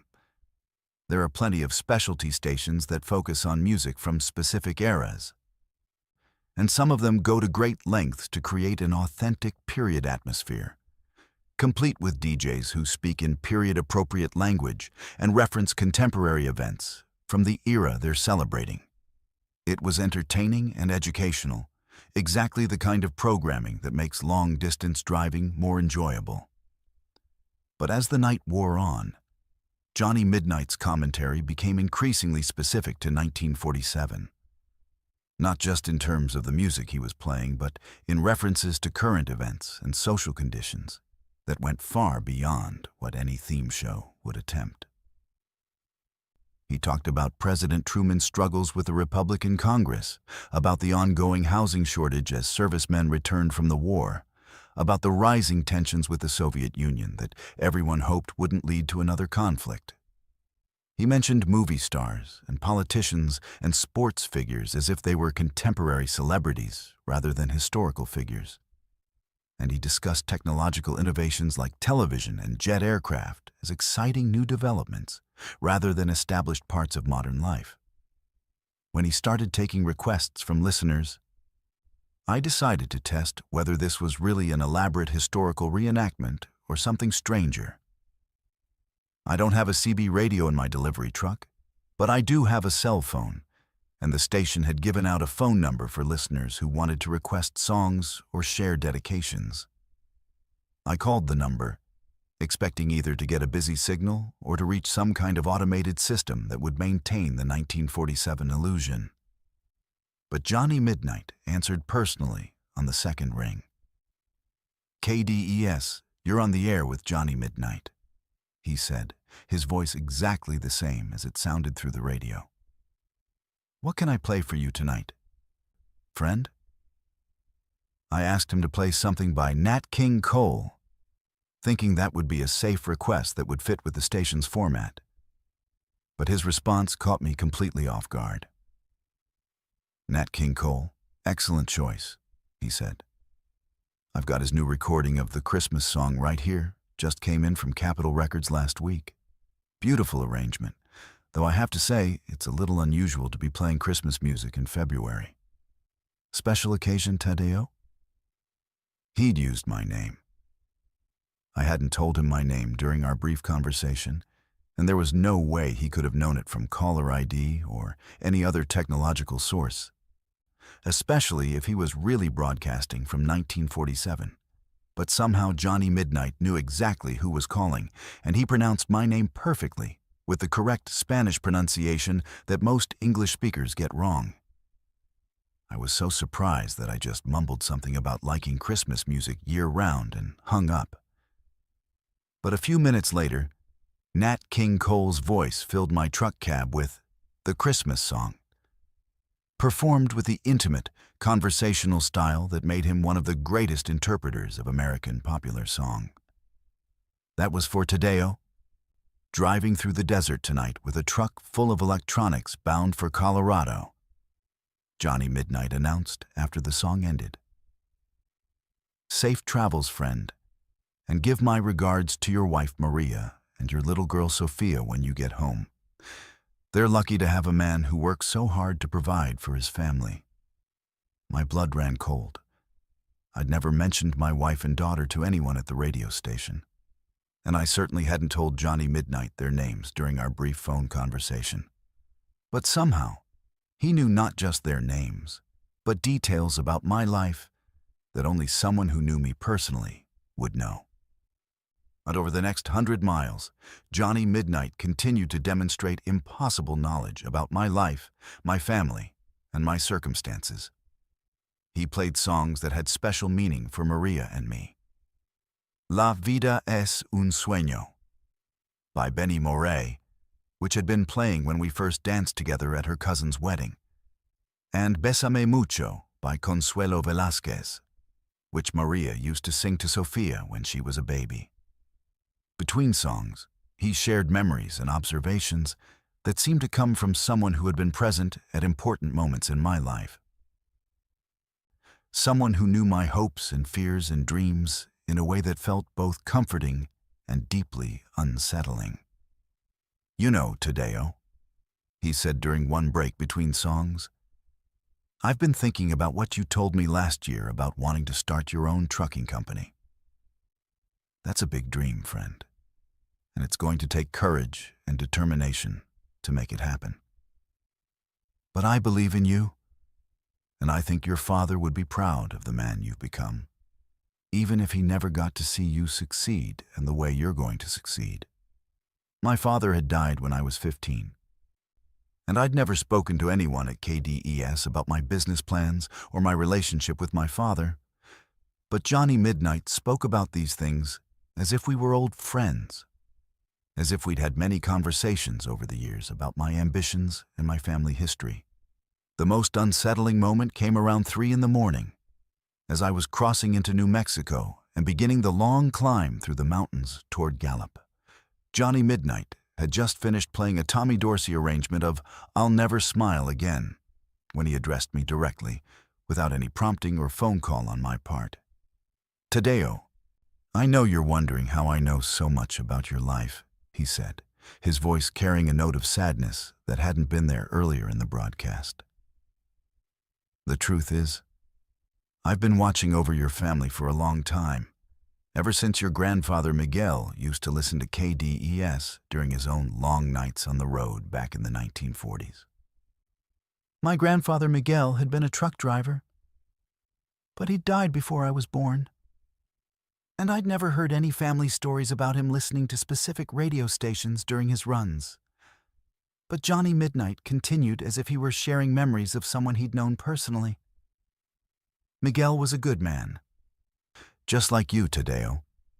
He used to call in requests for your grandmother Elena, especially on nights when he was missing home and needed to hear something that reminded him of the love he was working so hard to provide for.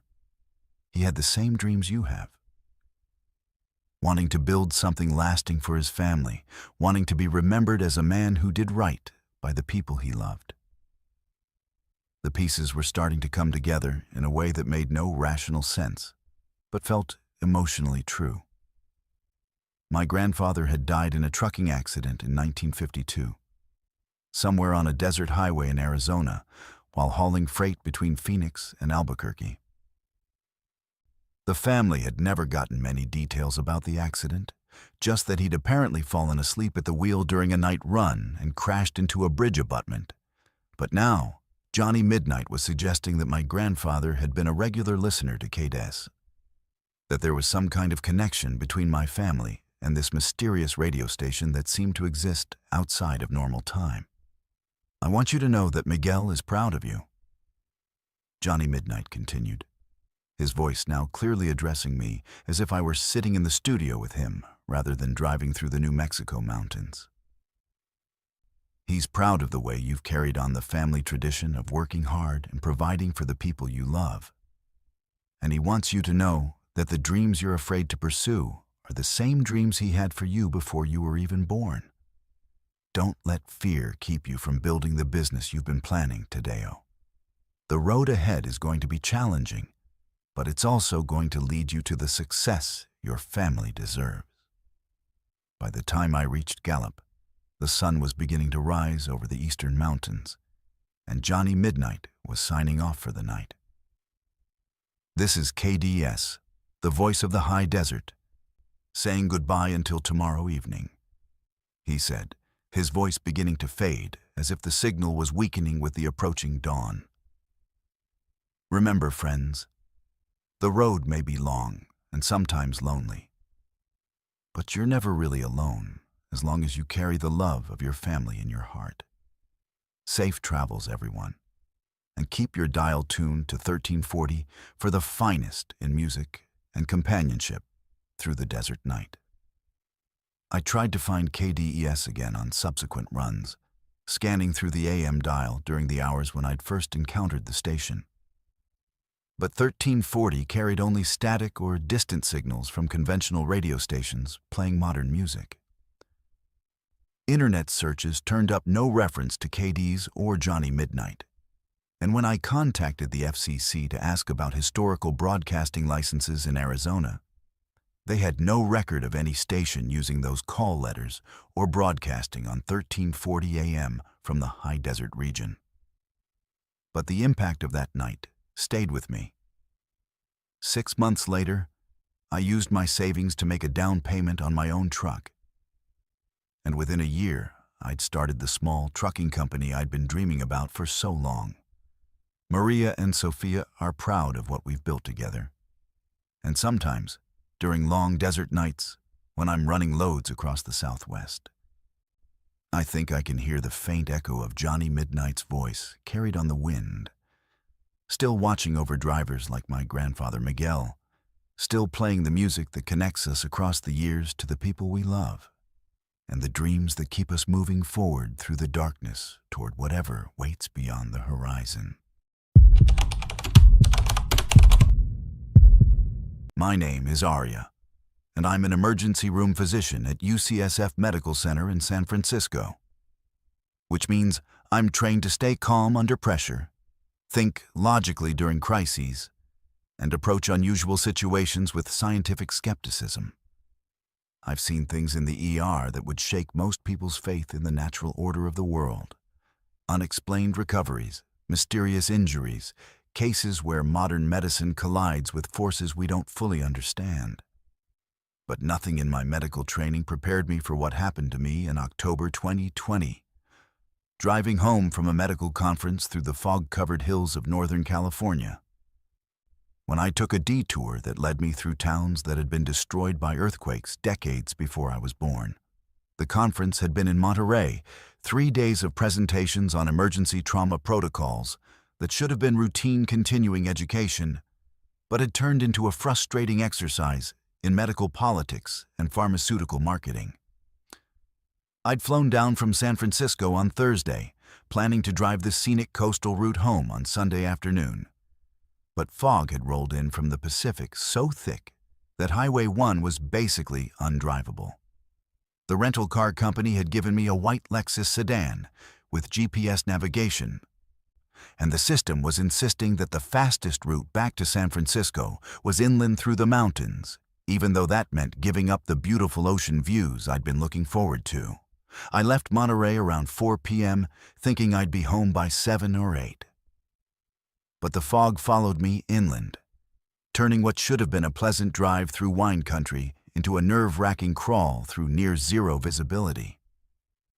The GPS kept recalculating my route as traffic conditions changed, routing me onto smaller and smaller roads as it tried to find the fastest way around accidents and construction delays caused by the weather. By 6 p.m., I was completely lost in the hills east of Salinas, following a winding 2-lane road that didn't appear on any of the paper maps I kept in the car, trusting electronic navigation to guide me home. That's when the GPS announced that there was a major accident ahead blocking my route, and that I should take the next right to follow a detour that would add only 15 minutes to my trip. The detour led through what the navigation system identified as the towns of San Benito, Esperanza, and Valle Verde. Names that sounded authentically Californian, but weren't familiar to me, despite having lived in the Bay Area for 8 years. The road was well maintained and properly marked, with reflective signs indicating speed limits and direction changes. But something about the landscape felt wrong in a way I couldn't immediately identify. The fog began to lift as I descended into the first valley, revealing a town that looked like it had been preserved in amber since the 1950s. San Benito consisted of maybe 24 buildings arranged along a single main street: a post office, a general store, a gas station, a small cafe, and several houses with carefully maintained gardens and white picket fences. The architecture was distinctly mid-century. All clean lines and large windows, and everything was painted in the kind of bright, optimistic colors that were popular in the immediate post-war years. There were no modern vehicles visible anywhere. Just a few cars parked along the street that looked like they belonged in a classic car show.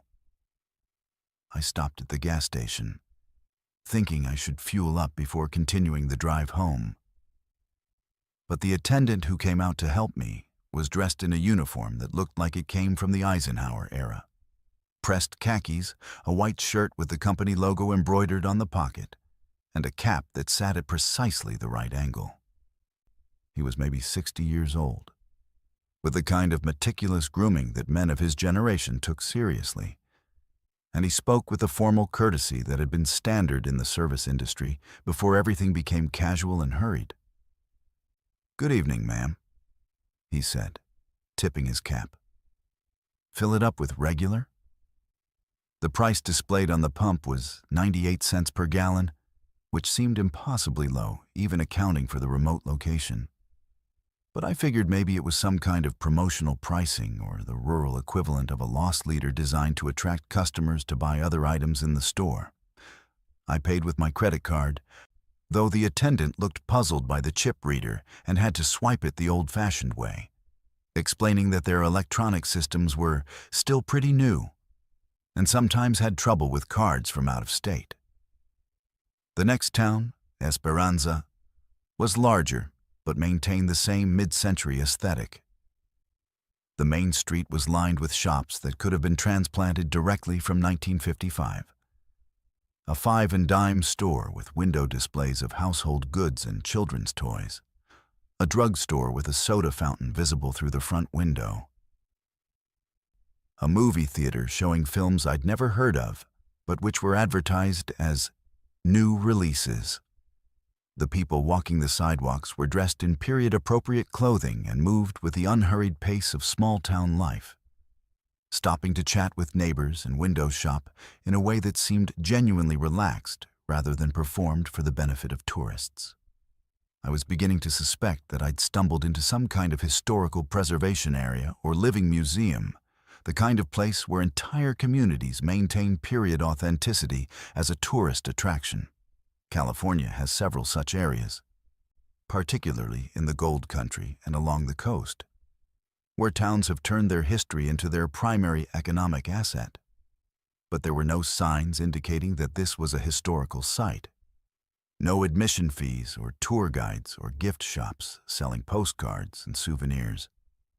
Everyone I encountered seemed to be going about their normal daily business, and they treated my presence as unremarkable despite the fact that my modern clothing and car should have made me stand out like a time traveler. Valle Verde was the largest of the three towns, with what appeared to be a small downtown area complete with a courthouse, a bank, several restaurants, and a hotel that advertised rooms for $8 per night. I stopped at a cafe called the Golden State Restaurant, partly because I was getting hungry and partly because I wanted to test how committed these communities were to their historical theme. The menu was typed on paper that looked authentically aged, with prices that reflected 1950s economics. Complete dinners for under $2, coffee for 15 cents, pie for 30 cents a slice. The waitress who seated me was wearing a pink uniform with a white apron and spoke with the kind of cheerful professionalism that seemed genuine rather than scripted. When I ordered coffee and asked about the town's history, she spoke about local events and personalities as if they were current news rather than historical facts. She mentioned the new interstate highway system that was supposed to connect California's major cities, the ongoing construction of suburban housing developments to accommodate all the veterans returning from the war, and the exciting technological developments that were changing American life. Television, modern appliances, jet aircraft that could cross the country in hours instead of days. I spent almost 2 hours in that cafe, talking with the waitress and other customers about their lives and their community. And everyone I met spoke about the world as if it were 1955. They discussed President Eisenhower's policies, the latest Hollywood movies, the growing tensions with the Soviet Union, and local concerns about whether the new interstate highways would bring more visitors or just make it easier for young people to leave for opportunities in larger cities. None of them seemed to recognize references to more recent events or technologies. And when I tried to pay with a credit card, they looked at the plastic rectangle with the same puzzled expression I'd gotten at the gas station. As I prepared to leave Valle Verde and continue my drive home, I realized that I'd forgotten to check the time on my phone for several hours. When I looked at the screen, I was shocked to discover that it was nearly midnight. I'd somehow lost 4 hours in the three towns, though it had felt like maybe an hour and a half at most. More disturbing, my phone showed no signal bars and a battery level that was dropping rapidly despite having been fully charged when I'd left Monterey. The GPS was still working, showing my location and plotting a route back to San Francisco. But the map display looked wrong somehow, with roads and landmarks that didn't match what I remembered from previous trips through the area.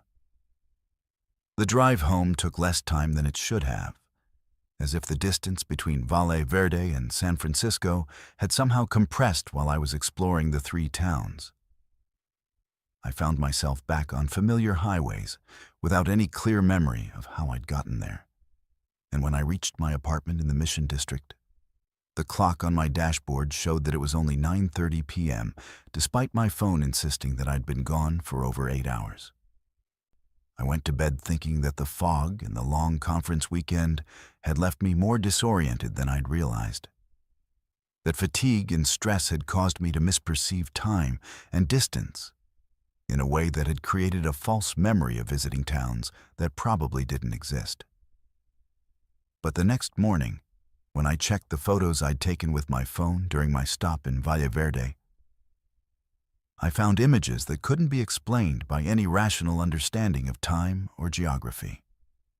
The pictures showed the cafe, the main street, the people I'd met, all exactly as I remembered them. But as I watched, the images began to change. Colors fading and details disappearing until they showed only empty lots and foundations overgrown with weeds, as if the buildings and people had never existed at all. I spent the following weekend researching the area where I'd encountered the 3 towns, using geological survey maps and historical records to try to understand what I'd experienced. What I found in the California State Archives made my hands shake as I read. San Benito, Esperanza, and Valle Verde had been real towns, thriving communities in the Gabilan Mountains east of Salinas. But they'd all been destroyed in the same earthquake in March 1957. A 6.2 magnitude tremor that had caused massive landslides and completely erased the 3 towns from the map. According to the newspaper reports from the time, 847 people had died in the disaster, and the survivors had been relocated to other communities rather than attempting to rebuild in such a geologically unstable area. The most unsettling detail in the historical record was a collection of photographs taken in Valle Verde just weeks before the earthquake. Images that showed the town exactly as I remembered it. The same buildings, the same street layout, even some of the same faces I'd seen in the Golden State restaurant. The photos were dated February 1957, and according to the caption, they'd been taken by a traveling photographer who was documenting small California towns for a book that was never published because of his death in the earthquake. I've driven through that area several times since then, always during daylight hours, and I've never found any trace of the 3 towns. The roads I remember taking don't appear on any map, and the valleys where San Benito, Esperanza, and Valle Verde once stood are now protected wilderness areas where development has been prohibited since the 1960s.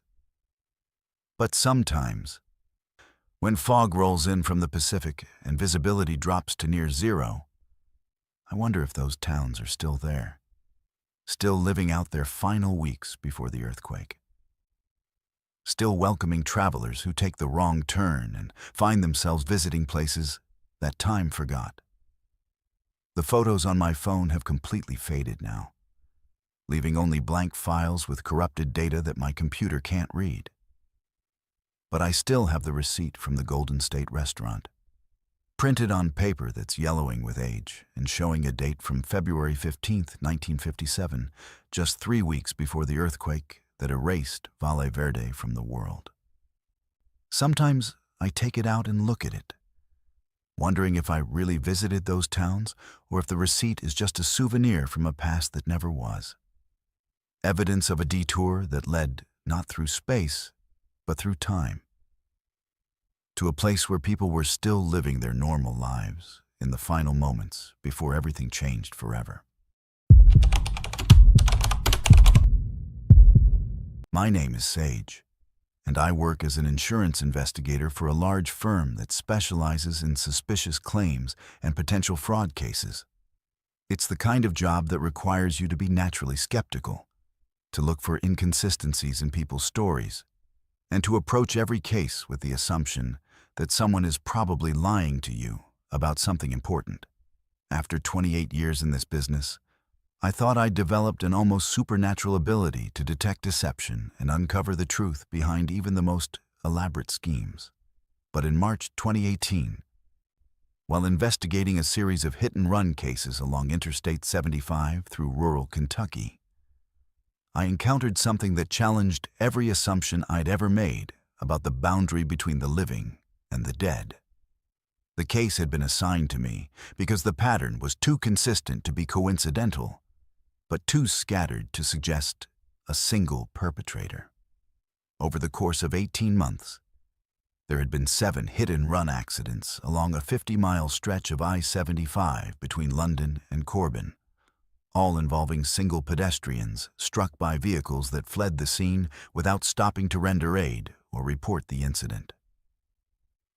The accidents occurred at different times of day, in different weather conditions, with different types of vehicles based on paint transfer and debris left at the scenes. But there were similarities that suggested something more than random tragedy. All 7 victims were men between the ages of 35 and 50. All were found within a quarter-mile of highway overpasses, and all had been walking along the shoulder rather than attempting to cross the roadway. My company had been hired by the Kentucky State Police to investigate whether these incidents might be connected to an insurance fraud scheme, possibly involving staged pedestrian accidents where the victims were supposed to survive with profitable injuries, but had instead been killed by drivers who panicked and fled rather than following the planned script. It was a theory that made sense from a statistical perspective. Hit-and-run accidents involving pedestrians are unfortunately common, but 7 incidents with such specific commonalities in such a limited geographic area suggested either extraordinary coincidence or deliberate pattern. I'd driven I-75 through Kentucky many times over the years, investigating everything from staged vehicle accidents to suspicious workers' compensation claims in the coal mining regions of eastern Kentucky. It's a stretch of highway that cuts through some of the most economically depressed areas of Appalachia, where legitimate opportunities are scarce and people sometimes turn to insurance fraud as a way to supplement disability payments or unemployment benefits. The landscape is beautiful in a haunting way. Rolling hills covered with forests that turn brilliant colors in the fall, but also dotted with abandoned mining equipment and shuttered businesses that speak to the economic struggles of the region. I was driving my company car, a plain gray sedan that was designed to be forgettable and unremarkable, perfect for surveillance work or investigations where you don't want to draw attention to yourself. The car had been fitted with a dash camera and GPS tracking system, standard equipment for investigators who often work alone in remote areas where backup might be hours away. I'd been on the road for 3 days, photographing accident sites, interviewing witnesses, and reviewing police reports, trying to find connections that might explain the pattern of incidents. That's when I first noticed something unusual about my passenger seat. I was driving north from London toward Corbin, reviewing the details of the most recent accident in my mind, when I glanced over and saw that the seat was adjusted differently than I remembered. The seat was pushed forward and the backrest was angled more upright, as if someone significantly shorter than me had been sitting there and had adjusted it for their comfort. But I'd been traveling alone for the entire trip, and I was certain I hadn't moved the passenger seat since picking up the car from the rental agency in Louisville. I pulled over at the next rest area and got out to check the car, thinking maybe someone had broken in while I was interviewing witnesses or taking photographs at one of the accident sites. But there was no sign of forced entry, no indication that anyone had been inside the vehicle without my knowledge. The doors were still locked, the windows were intact, and nothing appeared to be missing from my luggage or investigative equipment. I adjusted the passenger seat back to its normal position and continued driving, chalking up the incident to fatigue or distraction, causing me to misremember how I'd left the seat. But the next morning, the passenger seat was adjusted again, moved to exactly the same position I'd found it the day before. This time, I was certain I hadn't touched it. I'd specifically made a mental note of the seat position before going to bed at the motel, and I'd checked it again when I loaded my equipment into the car. Someone or something was adjusting that seat, and it was happening while the car was locked and parked outside my motel room, under lights that should have made any unauthorized access visible to other guests or motel staff. Over the next 2 days, the seat adjustment became a regular occurrence, always returning to the same position despite my efforts to secure the car or monitor it for unauthorized access. But more disturbing were the other signs that someone appeared to be occupying the passenger seat while I was driving. The seat cushion began to show indentations consistent with someone sitting there. And the seatbelt occasionally appeared to be fastened, even though I never secured it when driving alone. Most unsettling was the way the car's climate control system seemed to respond to the presence of a passenger I couldn't see. The air conditioning would adjust automatically to a cooler setting, as if compensating for additional body heat in the cabin. I started taking photographs of the passenger seat at regular intervals, documenting the indentations and seat adjustments as potential evidence of some kind of automotive malfunction or security breach. But when I reviewed the images later, I noticed something that made my hands shake as I held the camera. In several of the photographs, there appeared to be a faint outline of a person sitting in the passenger seat, not clearly visible, more like a shadow or impression left by someone who had been there moments before the picture was taken. The figure appeared to be a middle-aged man in casual clothing, sitting in a relaxed position as if he were a long-time passenger comfortable with long-distance travel. The breakthrough came when I stopped at a truck stop near Corbin to review my case files and grab something to eat. I was sitting in the restaurant section, going through police reports and witness statements, when I overheard a conversation between two state troopers who were discussing the hit-and-run cases. One of them mentioned that they'd reviewed security camera footage from several businesses along I-75, looking for vehicles that might have been involved in the accidents, and had noticed something unusual in several of the recordings. The strangest thing, one trooper was saying to the other, is that in at least 3 of the videos, you can see what looks like someone sitting in the passenger seat of cars driving past the accident locations. But when we tracked down those vehicles and interviewed the drivers, they all swore they were driving alone. Could be a reflection or camera malfunction, but it's consistent enough to be weird.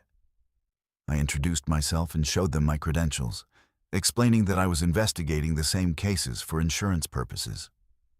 When I described my experiences with the passenger seat adjustments and the mysterious indentations, both troopers became very interested and agreed to share some of their security camera footage with me. What I saw in those recordings changed my understanding of everything I'd been experiencing during my investigation. The footage showed my gray sedan passing various businesses along I-75, and in every single recording, there was clearly someone sitting in the passenger seat. The figure was more distinct in the security videos than it had been in my photographs. A man in his early 40s, wearing a blue work shirt and jeans, sitting calmly in the passenger seat and occasionally appearing to point or gesture toward locations along the highway. But I knew with absolute certainty that I had been driving alone during all of those recorded passages, that there had been no one in the car with me except whatever presence was making itself known through seat adjustments and indentations. The troopers helped me cross-reference the security footage with the dates and locations of the hit-and-run accidents, and we discovered something that made the case suddenly take on an entirely different character. In every recording where the mysterious passenger was visible, my car was passing within a quarter mile of one of the accident locations, usually within 24 hours of when the incidents had occurred. It was as if the presence in my passenger seat was connected to the accidents themselves, appearing whenever I was near the sites where the victims had been killed. That's when one of the troopers mentioned that they'd been investigating an older case that might be connected to the recent hit-and-runs. In 2016, a Kentucky State Police investigator named Detective Michael Hendricks had been killed in a hit-and-run accident while examining evidence at one of the locations where the recent accidents had occurred. Hendricks had been working alone, photographing skid marks and debris patterns on the shoulder of I-75, when he was struck by a vehicle that fled the scene. The case had never been solved, and Hendricks' death had been treated as a separate incident rather than part of the pattern I was investigating. When they showed me a photograph of Detective Hendricks, I immediately recognized him as the figure I'd been seeing in the security camera footage. Same build, same facial features, same casual demeanor that had struck me as familiar, even though I'd never met him while he was alive. Michael Hendricks had been investigating hit-and-run cases along the same stretch of I-75 where he was eventually killed. And now he appeared to be continuing his investigation from whatever realm police officers go to when their final case remains unsolved. The troopers told me that Hendricks had been known throughout the department as someone who never gave up on a case, who took every unsolved incident as a personal challenge, and worked doggedly to find answers for victims and their families. If anyone was going to come back from the dead to solve his own murder and help other victims, one of them said, it would be Mike Hendricks. He always said that every hit and run was someone's father or brother or son, and that they all deserved justice even if no one else cared enough to keep looking. Over the remaining 3 days of my investigation, I began to view the presence in my passenger seat not as something to be feared, but as a guide who was helping me understand connections I might have missed on my own. The seat adjustment started to feel like gentle suggestions about where to look or what to examine more closely. When the passenger seat moved forward, it usually meant I should slow down and pay closer attention to roadside evidence. When the indentations deepened, it suggested I should stop and photograph whatever location I was passing.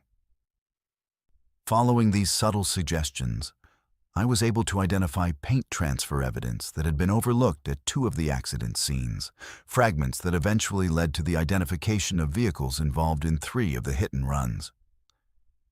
More importantly, I found a pattern in the timing and locations that suggested the incidents were indeed connected. Not as insurance fraud, but as the work of multiple drivers who were part of an illegal racing group that used I-75 for high-speed runs during specific weather conditions and times of night. My final report to the Kentucky State Police identified the racing group and provided evidence that led to arrests in 5 of the 7 cases, including new charges in the death of Detective Michael Hendricks. The case was closed officially, but I knew that the real credit belonged to a dead police officer who had refused to let his own murder and the deaths of 7 innocent men go unsolved. I returned the rental car to the agency in Louisville, and when I got out to complete the paperwork, I noticed that the passenger seat had been adjusted one final time. But instead of the forward, upright position that Michael Hendricks had preferred, was now set back to the default position where I'd originally found it, as if my invisible partner was signing off from the case and returning the vehicle to its normal configuration. I never saw Detective Hendricks again.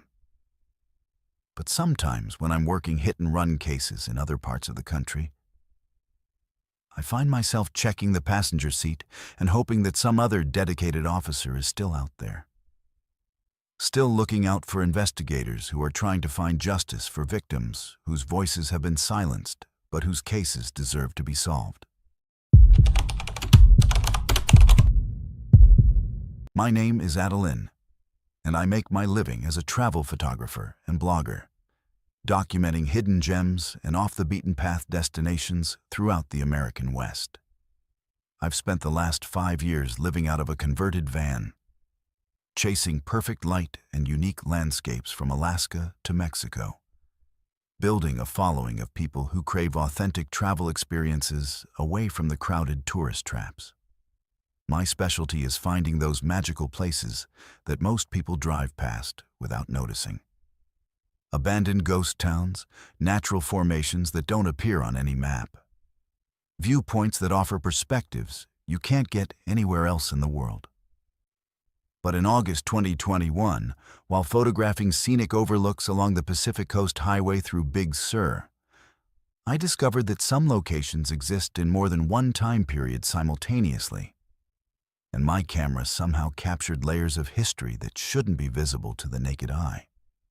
I was working on a project about California's most photogenic highway pullouts, The kind of spots where you can park safely and capture the dramatic meeting of mountains and ocean that makes the Pacific Coast Highway one of the world's most scenic drives.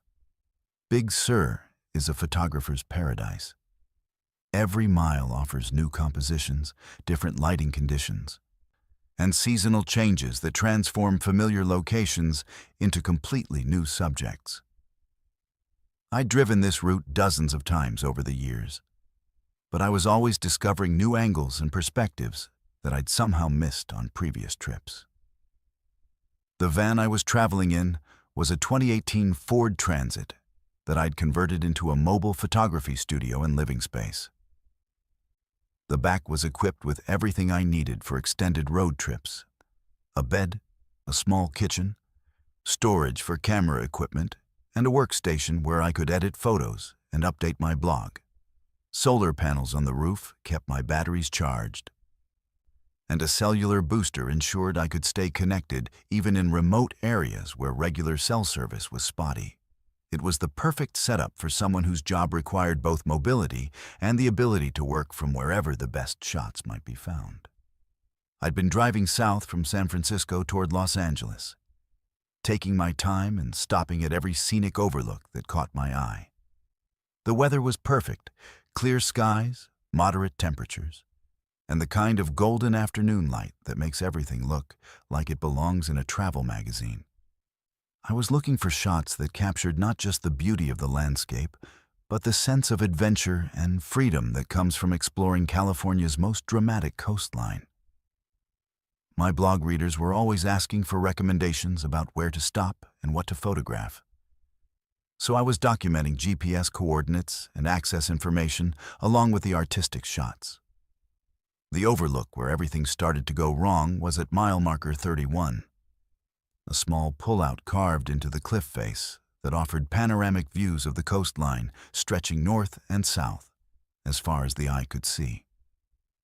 Wasn't marked on any of my maps or mentioned in any of the guidebooks I carried, but it was clearly a legitimate scenic viewpoint with proper safety barriers and a paved parking area that could accommodate maybe 6 or 8 vehicles. The view was spectacular. Waves crashing against sea stacks hundreds of feet below, mountains rising inland covered with redwood forests, and the highway itself winding along the cliff face like a ribbon of asphalt connecting isolated communities along one of the most rugged coastlines in North America. I set up my camera equipment and started shooting, using both a wide-angle lens to capture the full scope of the landscape and a telephoto lens to isolate specific compositional elements. The light was changing rapidly as the sun moved lower in the sky, creating different moods and color temperatures that would give my blog readers a sense of how dramatically the same location could change throughout the day. I was shooting in both RAW and JPEG formats, with the RAW files giving me maximum flexibility for post-processing, and the JPEG files serving as quick previews I could review on the camera's LCD screen. That's when I noticed something unusual about the images I was capturing. The JPEG previews on my camera showed the scene exactly as I was seeing it. Modern highway with contemporary guardrails, recent model cars passing by in the distance, and the kind of developed infrastructure you'd expect along a major tourist route. But when I looked at the same shots later on my laptop, the RAW files showed the same basic landscape, but with significant differences in the details that should have been impossible given that I was photographing the exact same location at the exact same time. In the RAW files, the highway looked older, narrower pavement, different style guardrails, and vintage cars from what appeared to be the 1960s or 70s passing by instead of modern vehicles. The overlook itself looked less developed, with wooden barriers instead of modern steel and concrete safety rails, and vegetation that appeared wilder and less maintained than what I was actually seeing. Most disturbing, there were people in some of the shots who hadn't been there when I took the photographs. Families posing for pictures in clothing that looked like it belonged to an earlier era. Children playing in areas that were now restricted for safety reasons. At first, I assumed it was some kind of camera malfunction or processing error. Digital cameras are sophisticated computers, and like any complex technology, they can develop glitches that affect image quality or data integrity. I tried different memory cards, different camera settings, and even a different camera body. But the results were consistent. The JPEG files showed the present, while the RAW files seemed to be capturing the same location at different points in the past. The technical specifications of both file types were identical, ruling out any obvious mechanical or software problems with the equipment. I spent the next 3 hours at that overlook, taking hundreds of photographs and trying to understand what was happening. The phenomenon became more pronounced as the sun got lower in the sky, with the raw files showing increasingly dramatic differences from what I was actually observing. I began to see structures in the processed images that had clearly been built and then demolished decades before my visit. Old-style visitor facilities, different road configurations, even what appeared to be a small restaurant or gift shop that existed in the photographs, but had no physical trace in the current landscape. The people in the historical images began to interact with my camera, as if they could see me taking their photographs despite the fact that they were apparently existing in a different time period.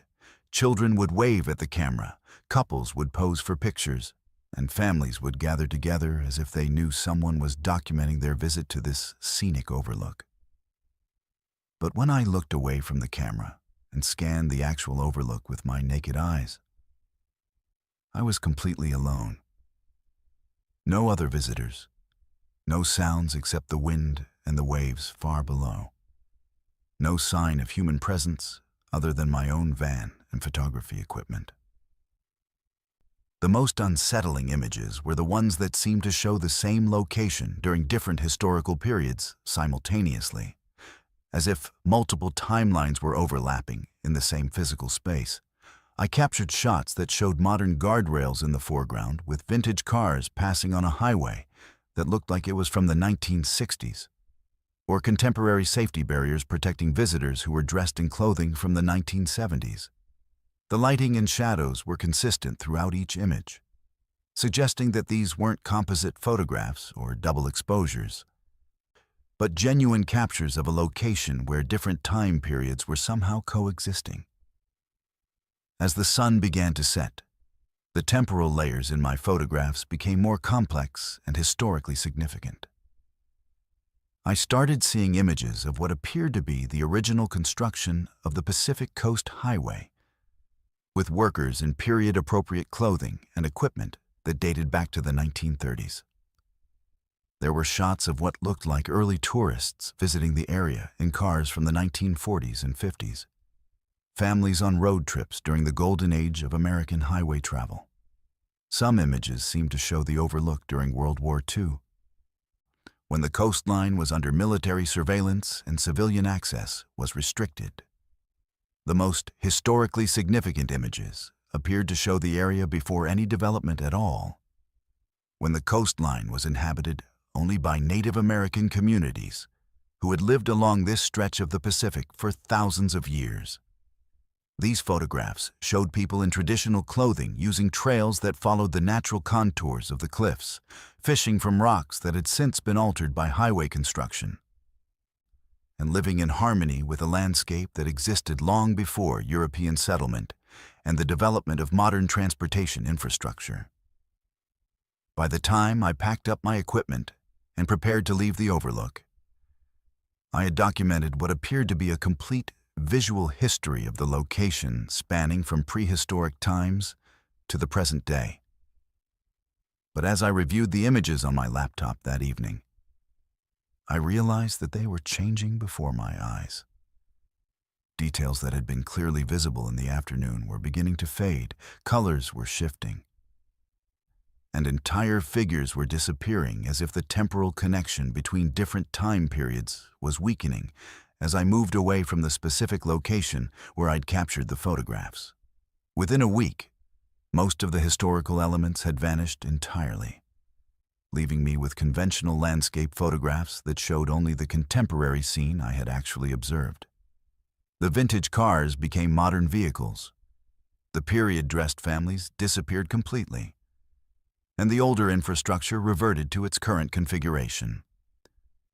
It was as if the overlook had been temporarily permeable to other time periods, allowing my camera to capture multiple layers of history simultaneously. But the connection had been severed once I left the immediate area. I returned to the same overlook 3 more times over the following months, always at the same time of day and under similar lighting conditions. But I never again captured anything beyond conventional landscape photographs. The location appeared completely normal, with no sign of the temporal anomalies that had allowed me to document its layered history. Other photographers I spoke with had never experienced anything similar.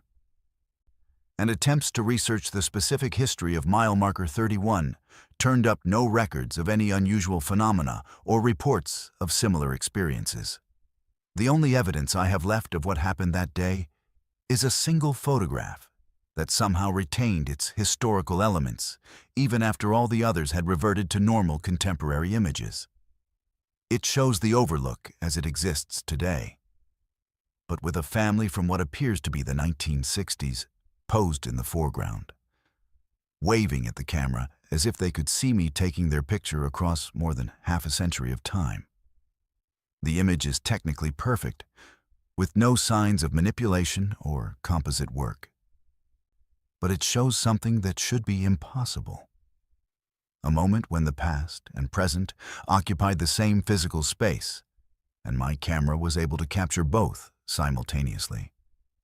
I've never posted that photograph to my blog or shared it on social media, partly because I know it would be dismissed as fake, and partly because it feels too personal and mysterious to turn into content for public consumption. Instead, I keep it as a reminder that some locations hold on to their history in ways we don't fully understand, and that sometimes the most amazing discoveries happen when we're least expecting them. The overlook at mile marker 31 looks like just another scenic pullout along the Pacific Coast Highway. But for one afternoon in August 2021, it became a window into every era of human presence, along one of California's most beautiful and historically significant stretches of coastline. I still travel the same routes and photograph the same types of locations. But now, I pay closer attention to places that feel somehow different from their surroundings, locations that seem to hold more history than their appearance would suggest. And sometimes, when the light is just right and the conditions are perfect, I wonder if my camera might capture something that exists outside the normal flow of time, something that connects us to all the travelers who came before us and all the stories that these scenic overlooks have witnessed over the decades and centuries since people first stopped to admire the meeting of land and sea along California's magnificent coast. My name is Apollo, and at 67 years old, I've been making the same drive for the last 15 years. From my small apartment in Cedar Rapids, Iowa, to my daughter's house in Dubuque, where I get to spend precious time with my grandchildren, Emma and Jacob. The route is simple and familiar. Just 93 miles of mostly rural highway through the heart of Iowa farmland, past fields of corn and soybean that change with the seasons like a living calendar. I've made this trip hundreds of times in my old Ford pickup truck, always taking Highway 151 north through the small towns of Cascade and Dyersville, then connecting to Highway 20 for the final stretch into Dubuque. It's the kind of drive that becomes automatic after a while, where your hands know every curve and your mind can wander to pleasant thoughts of family dinners and grandchildren's laughter. But in September 2019, something went wrong with those final 5 miles, and I found myself trapped in a loop of road that refused to let me reach my destination, forcing me to confront a truth I wasn't ready to accept about my own mortality.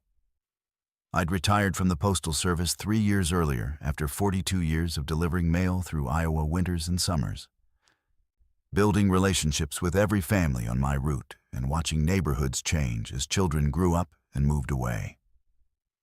The job had been good to me. Steady work, decent benefits, and the kind of routine that gave structure to my days. But retirement had been an adjustment, especially after my wife Helen passed away from cancer 2 years ago. The house felt too empty, the days too long, and the silence too complete without her humming in the kitchen or calling my name from the garden. That's why these visits to Sarah's house had become so important to me. They were the bright spots in weeks that sometimes felt gray and endless. Reminders that life continues and families grow even when individual chapters come to an end. The drive to Dubuque had always been therapeutic. A time when I could listen to old country music on the radio and think about Helen, about the grandchildren, about plans for the future that felt more precious now that I understood how quickly time can slip away. The Iowa landscape has a quiet beauty that some people overlook. Rolling hills covered with crops that stretch to the horizon, farmhouses with wraparound porches where families still gather for Sunday dinners, barns and grain silos that serve as landmarks for navigation and memory. I knew every mile of that route, every crossroads and water tower, every place where deer might cross the highway at dusk, and every hill where you could see for miles in every direction. On this particular Friday afternoon in September, I'd left Cedar Rapids right on schedule at 2 p.m., planning to arrive in Dubuque by 4:30 for an early dinner with Sarah's family. Emma, who was 8, was excited to show me a school project about Iowa history, and Jacob, who was 6, had been practicing a song on his recorder that he wanted to perform for Grandpa Apollo. These were the moments that made everything worthwhile, the pure joy on their faces when I walked through the door, the way they competed for my attention during dinner, the stories they told about school and friends, and the important events in their young lives that seemed momentous and fascinating when seen through their eyes. The trip started normally enough.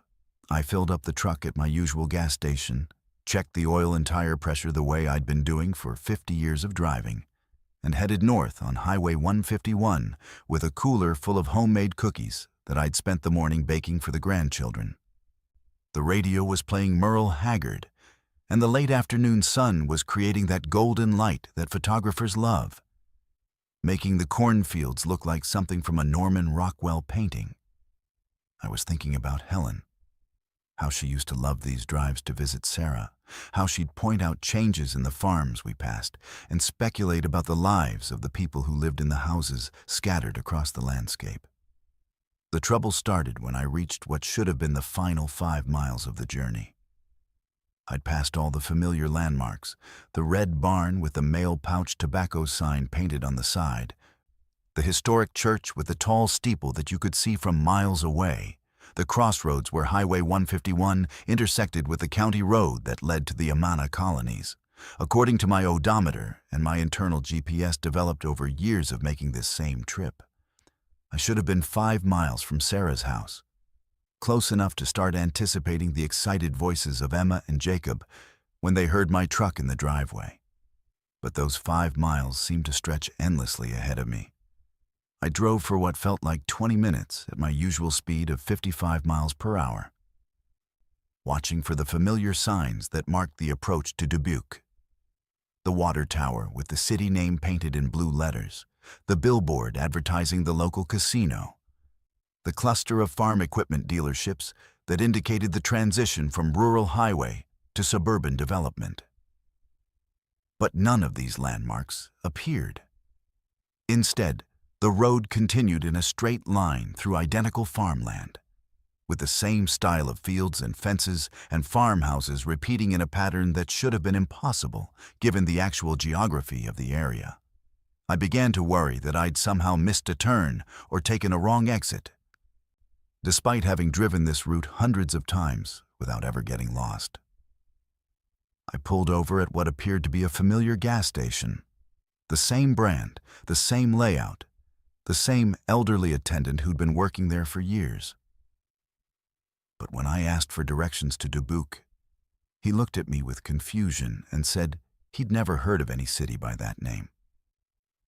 The fuel gauge on my truck showed exactly half a tank, the same level it had been showing for the past hour of driving, as if the engine weren't consuming gasoline, or as if distance and time had somehow become disconnected from normal physical laws.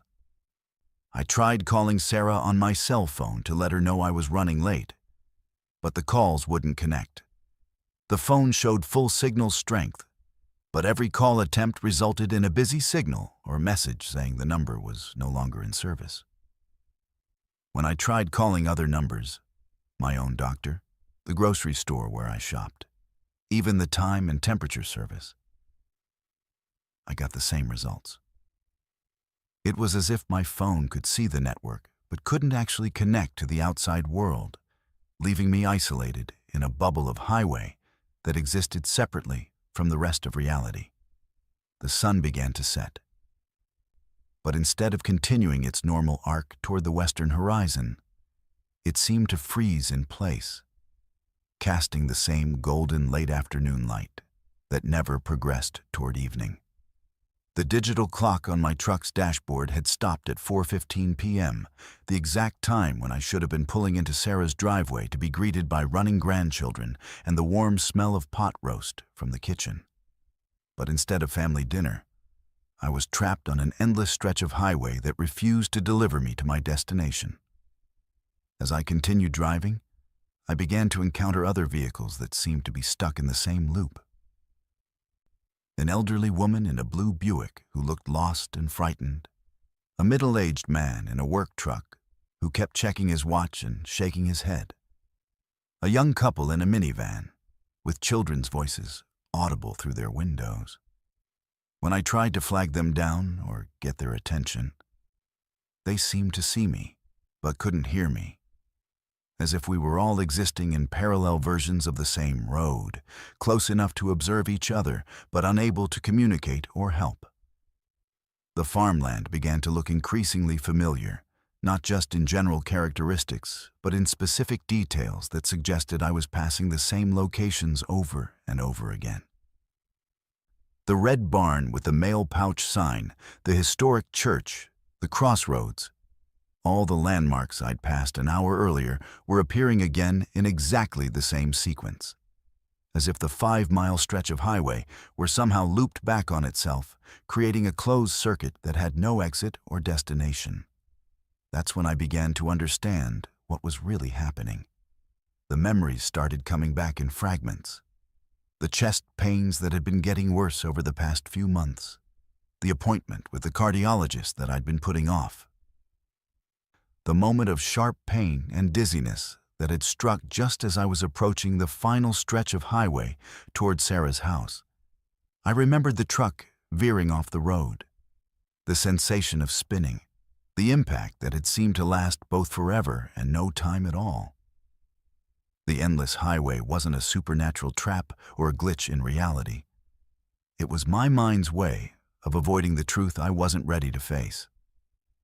I was dying, or already dead. And the final 5 miles of my journey to see my grandchildren had become a metaphor for the distance between life and whatever comes after.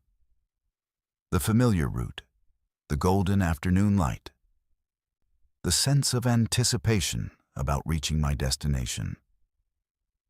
These were the last thoughts my consciousness was clinging to, the final moments of a life spent traveling between the people I loved. I pulled the truck over to the side of the highway and sat there as the truth settled over me like the Iowa dusk that never seemed to come. In the distance, I could see lights that might have been Sarah's house, or might have been something else entirely. A destination that existed beyond the boundaries of the physical world, where Emma and Jacob were probably still waiting for their grandpa Apollo to arrive with homemade cookies and stories about the Postal Service and endless patience for recorder concerts and school projects. The choice, I realized, was mine. I could keep driving this loop forever, maintaining the illusion that I was still traveling toward a family dinner that would never come. Or I could accept that some journeys have different destinations than the ones we originally planned. I could stay in this comfortable bubble of anticipation and routine. Or I could face the unknown territory that lay beyond the familiar highways of life I'd been traveling for 67 years. I put the truck in drive and headed toward those distant lights, not knowing whether they led to Sarah's house or somewhere else entirely, but understanding finally that the most important journeys are the ones where you can't see the destination until you're brave enough to reach it. The highway began to change, becoming less familiar but more beautiful, leading toward a horizon that promised reunion with Helen and adventures I'd never imagined. Behind me, the loop of familiar highway faded away, taking with it the illusion that I could postpone this final journey indefinitely. Ahead of me lay whatever comes after the last mile marker, whatever destination waits for postal workers who spent their lives delivering messages, and grandparents who measured their wealth in the laughter of children and the love of families who will remember them long after the old Ford pickup has made its final delivery. If you've made it this far through these 11 disturbing encounters on America's haunted highways, then you know that the road holds more mysteries than any of us can fully understand. These aren't just stories. They're warnings. Reminders that every mile marker could be your last. Every exit could lead to somewhere you never intended to go. And every journey could become something far stranger and more terrifying than you ever imagined. The next time you find yourself driving alone on a dark highway, remember these accounts and pay attention to what your headlights reveal in the darkness ahead. Subscribe to Verified Fears for more true horror stories that will make you question everything you thought you knew about the world around us. And remember that sometimes the most dangerous roads are the ones we travel every day without realizing how haunted they really are.